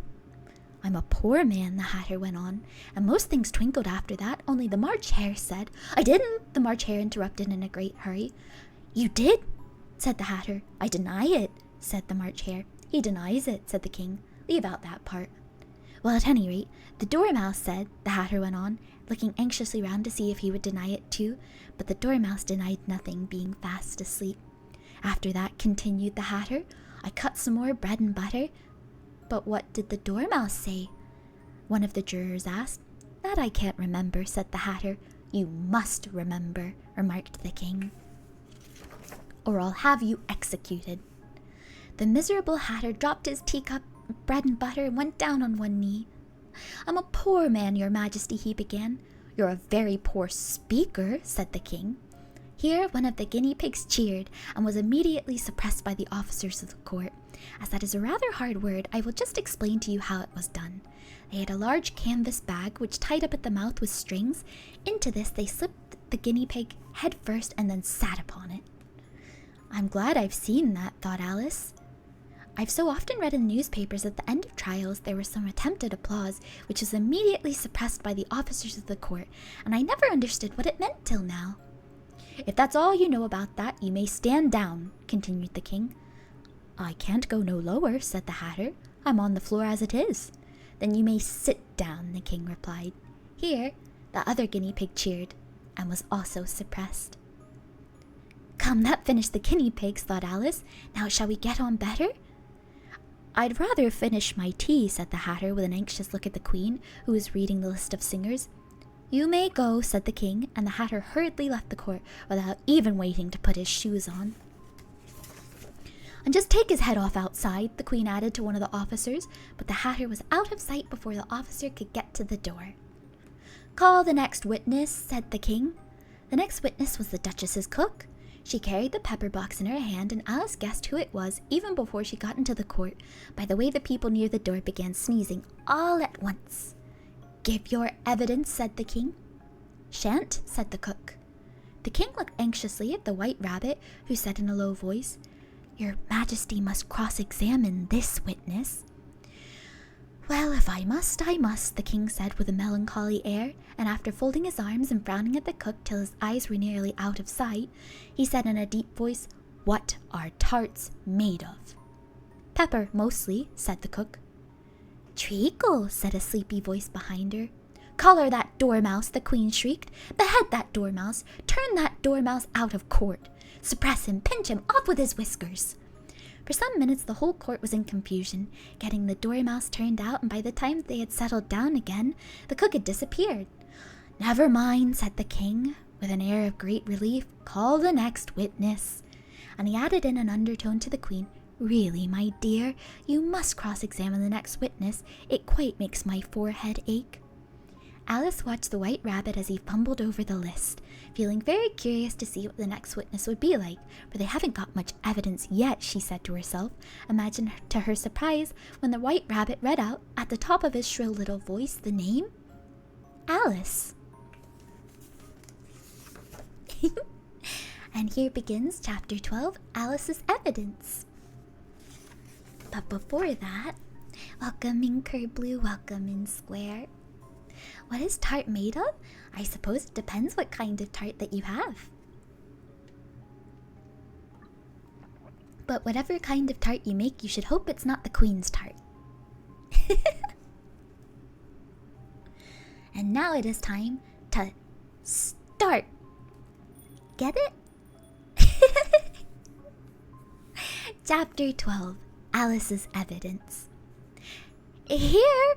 Cried Alice, quite forgetting in the flurry of the moment how large she had grown in the last few minutes, and she jumped up in such a hurry she tipped over the jury box with the edge of her skirt, upsetting all the jurymen on the on the heads of the crowd below, and there they lay sprawling about, reminding her very much of a globe of goldfish she had accidentally upset the week before. "Oh, I beg your pardon," she exclaimed in a tone of great dismay, and began picking them up again as quickly as she could, for the accident of the goldfish kept running in her head, and she had a vague sort of idea that they must be collected at once and put back into the jury box, or they would die. "The trial cannot proceed," said the king in a very grave voice, "until all the jurymen are back in their proper places. All," he repeated with great emphasis, looking hard at Alice as he said so. Alice looked at the jury box and saw that in her haste she had put the lizard in head downwards, and the poor little thing was waving its tail about in a melancholy way, being quite unable to move. She soon got it out again and put it right. "Not that it signifies much," she said to herself. "I should think it would be quite as much use in the trial one way up as the other." As soon as the jury had a little recovered from the shock of being upset, and their slates and pencils had been found and handed back to them, they set to work very diligently to write out a history of the accident, all except the lizard, who seemed too much overcome to do anything but sit with its mouth agape, gazing up at the roof of the court. "What do you know about this business?" the king said to Alice. "Nothing," said Alice. "Nothing whatever?" persisted the king. "Nothing whatever," said Alice. "That's very important," the king said, turning to the jury. They were just beginning to write this down on their slates when the White Rabbit interrupted. "Unimportant, your majesty." "Of course," he said in a very respectful tone, but frowning and making faces at him as he spoke. "Unimportant, of course I meant," the king hastily said, and went on to himself in an undertone. "Important, unimportant, unimportant, important." It's as if he were trying to decide which word sounded best. Some of the jury wrote it down as important and some unimportant. Alice could see this as she was near enough to look over their slates, but it doesn't matter a bit, she thought to herself. At this moment, the king, who had been silent for some time, busily writing in his notebook, called out, "Silence!" and read out from his book. "Rule 42. All persons more than a mile high to leave the court." Everybody looked at Alice. "I'm not a mile high," said Alice. "You are," said the king. "Nearly 2 miles high," added the queen. "Well, I shan't go at any rate," said Alice. "Besides, that's not a regular rule. You invented it just now." "It's the oldest rule in the book," said the king. "Then it ought to be number 1, said Alice. The king turned pale and shut his notebook hastily. "Consider your verdict," he said to the jury in a low, trembling voice. "There's more evidence to come yet, please your majesty," said the White Rabbit, jumping up in a great hurry. "This paper has just been picked up." "What's in it?" said the queen. "I haven't opened it yet," said the White Rabbit, "but it seems to be a letter written by the prisoner to somebody." "It must have been that," said the king, "unless it was written to nobody, which isn't usual, you know." "Who is it directed to?" said one of the jurymen. "It isn't directed at all," said the White Rabbit. "In fact, there's nothing written on the outside." He unfolded the paper as he spoke and added, "It isn't a letter after all. It's a set of verses." "Are they in the prisoner's handwriting?" asked another one of the jurymen. "No, they're not," said the White Rabbit. "And that's the queerest thing about it." The jury all looked puzzled. "He must have imitated somebody else's hand," said the king. The jury all brightened up again. "Please, your majesty," said the knave, "I didn't write it, and they can't prove I did. There's no name signed at the end." "If you didn't sign it," said the king, "that only makes the matter worse. You must have meant some mischief, or else you'd have signed your name like an honest man." There was a general clapping of hands at this. It was the first really clever thing the king had said all day. "That proves his guilt," said the queen. "It proves nothing of the sort," said Alice. "Why, you don't even know what they're about." "Read them," said the king. The White Rabbit put on his spectacles. "Where shall I begin, I beg, please, your majesty?" he asked. "Begin at the beginning," the king said gravely, "and go on till you come to the end. Then stop." These were the verses the White Rabbit the White Rabbit read. They told me you had been to her and mentioned me to him. She gave me a good character, but said I could not swim. He sent them word I had not gone. We know it to be true. If I should push the matter on, what would become of you? I gave her 1, then I gave him 2.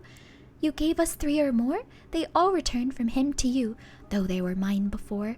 If I or she should chance to be involved in this affair, he trusts to you to set them free exactly as we were.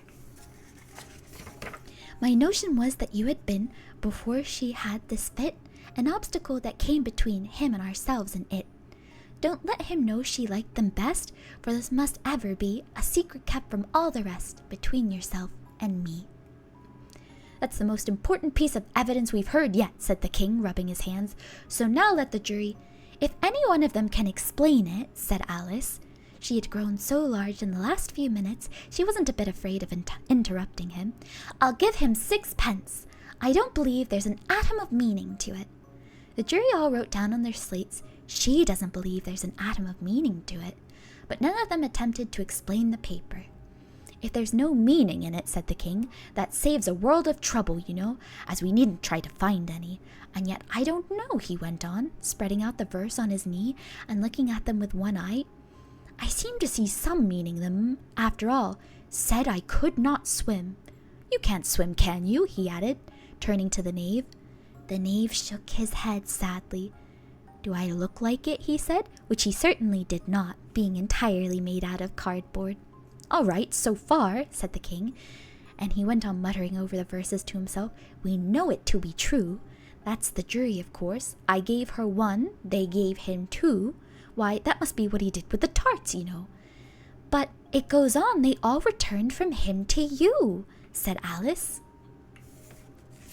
Why, there they are, said the king triumphantly, pointing to the tarts on the table. Nothing can be clearer than that. Then again, before she had this fit, you never had fits, my dear, I think, he said to the queen. Never, said the queen furiously, throwing an inkstand at the lizard as she spoke. The unfortunate little Bill had left out writing on his slate with one finger, as he found it made no mark, but now he hastily began again, using the ink that was trickling down his face as long as it lasted. Then the words don't fit you, said the king, looking round the court with a smile. There was a dead silence. It's a pun, the king added in an angry tone, and everybody laughed. Let the jury consider their verdict, the king said for about the 20th time today. No, no, said the queen. Sentence first, verdict afterwards. Stuff and nonsense, said Alice loudly. The idea of having the sentence first. Hold your tongue, said the queen, turning purple. I won't, said Alice. Off with her head, the queen shouted at the top of her voice. Nobody moved. Who cares for you, said Alice. She had grown to her full size by this time. You're nothing but a pack of cards. At this time, the whole pack rose up into the air and came flying down upon her. She gave a little scream, half of fright and half of anger, and tried to beat them off and found herself lying on the bank with her head in the lap of her sister, who was gently brushing away some dead leaves that had fluttered down from the trees upon her face. Wake up, Alice, dear, said her sister. Why, what a long sleep you've had. Oh, I've had such a curious dream, said Alice. And she told her sister, as well as she could remember them, all these strange adventures of hers that she had just been reading about. And when she had finished, her sister kissed her and said, It was a curious dream, dear, certainly. And now run into your tea, it's getting late. So Alice got up and ran off, thinking while she ran, as well as she might, what a wonderful dream it had been. But her sister sat still just as she left her, leaning her head on her hand, watching the setting sun and thinking of little Alice and all her wonderful adventures, till she too began dreaming after a fashion. And this was her dream. First, she dreamt of little Alice herself. Once again the tiny hands were clasped upon her knee, and the bright eager eyes were looking up into hers. She could hear the very tones of her voice, and see that queer little toss of her head to keep back the wandering hair that would always get into her eyes. And still, as she listened, or seemed to listen, the whole place around her became alive with the strange creatures of her little sister's dream.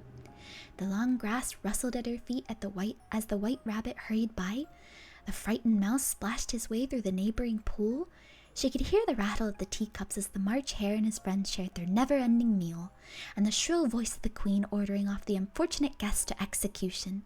Once more the pig baby was sneezing on the Duchess's knee while plates and dishes crashed around it. Once more, the shriek of the griffin and the squeaking of the lizard's slate pencil and the choking of the suppressed guinea pigs filled the air, mixed with the distant sobs of the miserable mock turtle. So she sat on, with closed eyes, and half believed herself in Wonderland, though she knew she had but to open them again and all would change to dull reality. The grass would be only rustling in the wind, and the pool rippling to the waving of the reeds. The rattling teacups would change to tinkling sheep bells, and the queen's shrill cries to the voice of the shepherd boy, the sneeze of the baby, the shriek of the griffin, and all the other queer noises would change, she knew, to the confused clamor of the busy farmyard, while the lowing of the cattle in the distance would still take the place of the mock turtle's heavy sigh. Lastly, she pictured herself how this same little sister of hers would, in the aftertime, be herself a grown woman, and how she would keep, through all her riper years, the simple and loving heart of her childhood, and how she would gather about her other little children and make their eyes bright and eager with many a strange tale, perhaps even with a dream of Wonderland of long ago, and how she would feel with all their simple sorrows and find a pleasure in all their simple joys, remembering her own child life and the happy summer days. The end. Perhaps not a dream, but perhaps perhaps something that we often forget about as we grow older. Something that seems dreamlike. Hi Omka, welcome in. Hi Ketchup, and hi Flea. We got Alice, Lou and glasses, and short Alice. Lou on the me on the table. Oh, I am at a table. You're right. But a YouTube channel for the storytellings. I guess I could put the storytellings up on the YouTube though, and we could have a section for it if that would do. And now I'm much tired myself from all the reading. I feel as though if I weren't so hungry, maybe I would just go to bed myself. You didn't know it was a dream? A dream indeed. I'm glad. A scattered dream that's like a far-off memory. I'll leave it there. What's for dinner? Leftovers! I'm having the leftover sweet potatoes that I have. The sweet potatoes and couscous. I'm going to put them into little patties and then plop them down into a little pan and fry them up and eat them as they are.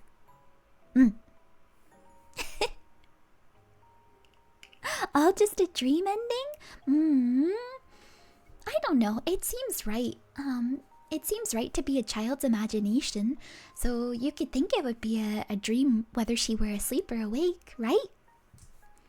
You're marinating chicken. Chicken. I almost said chicken. That's why. I hope it turns out to be good chicken. What a fun story time that was. A sweet summer dream. I'm about to have a sweet summer dream myself. I think once I have my food, maybe a little nap. I wonder, should we raid into somebody? Let me take a look to see if there's anyone nearby who's also doing ASMR, so that way we don't raid into anyone doing anything too loud. Alu is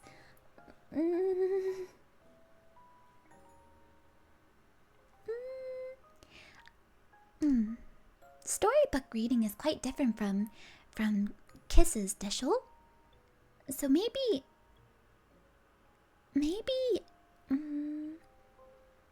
let's see. ちょっと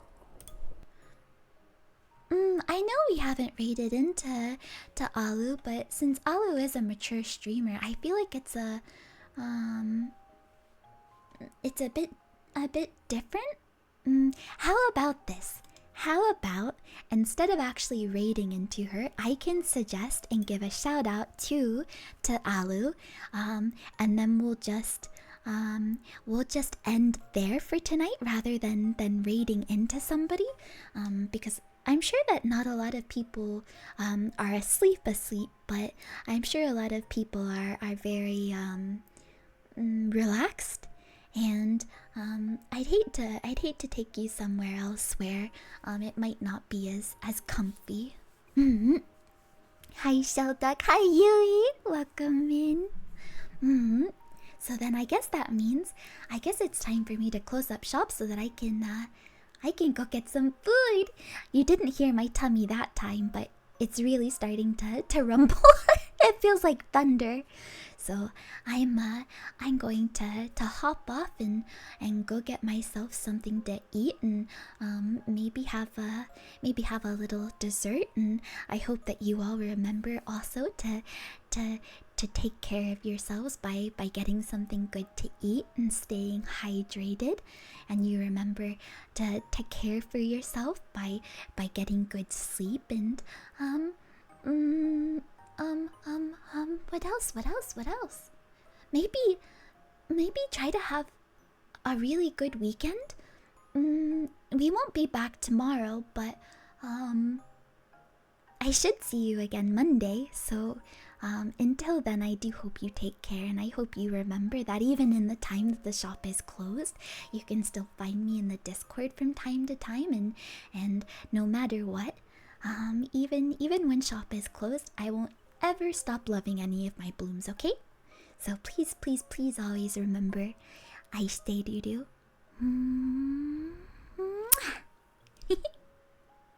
And I will see you all again. Thank you for the story time.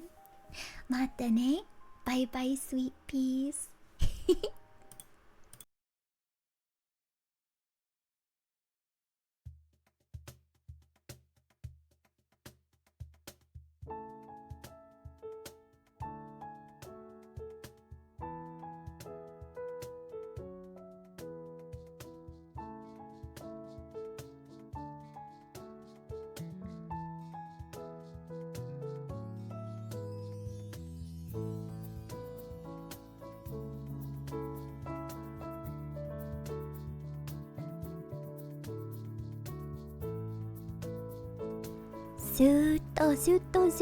Zuto. Always. I'll always love you. I stay doo-doo. Good night, sweet blooms. Have a good weekend.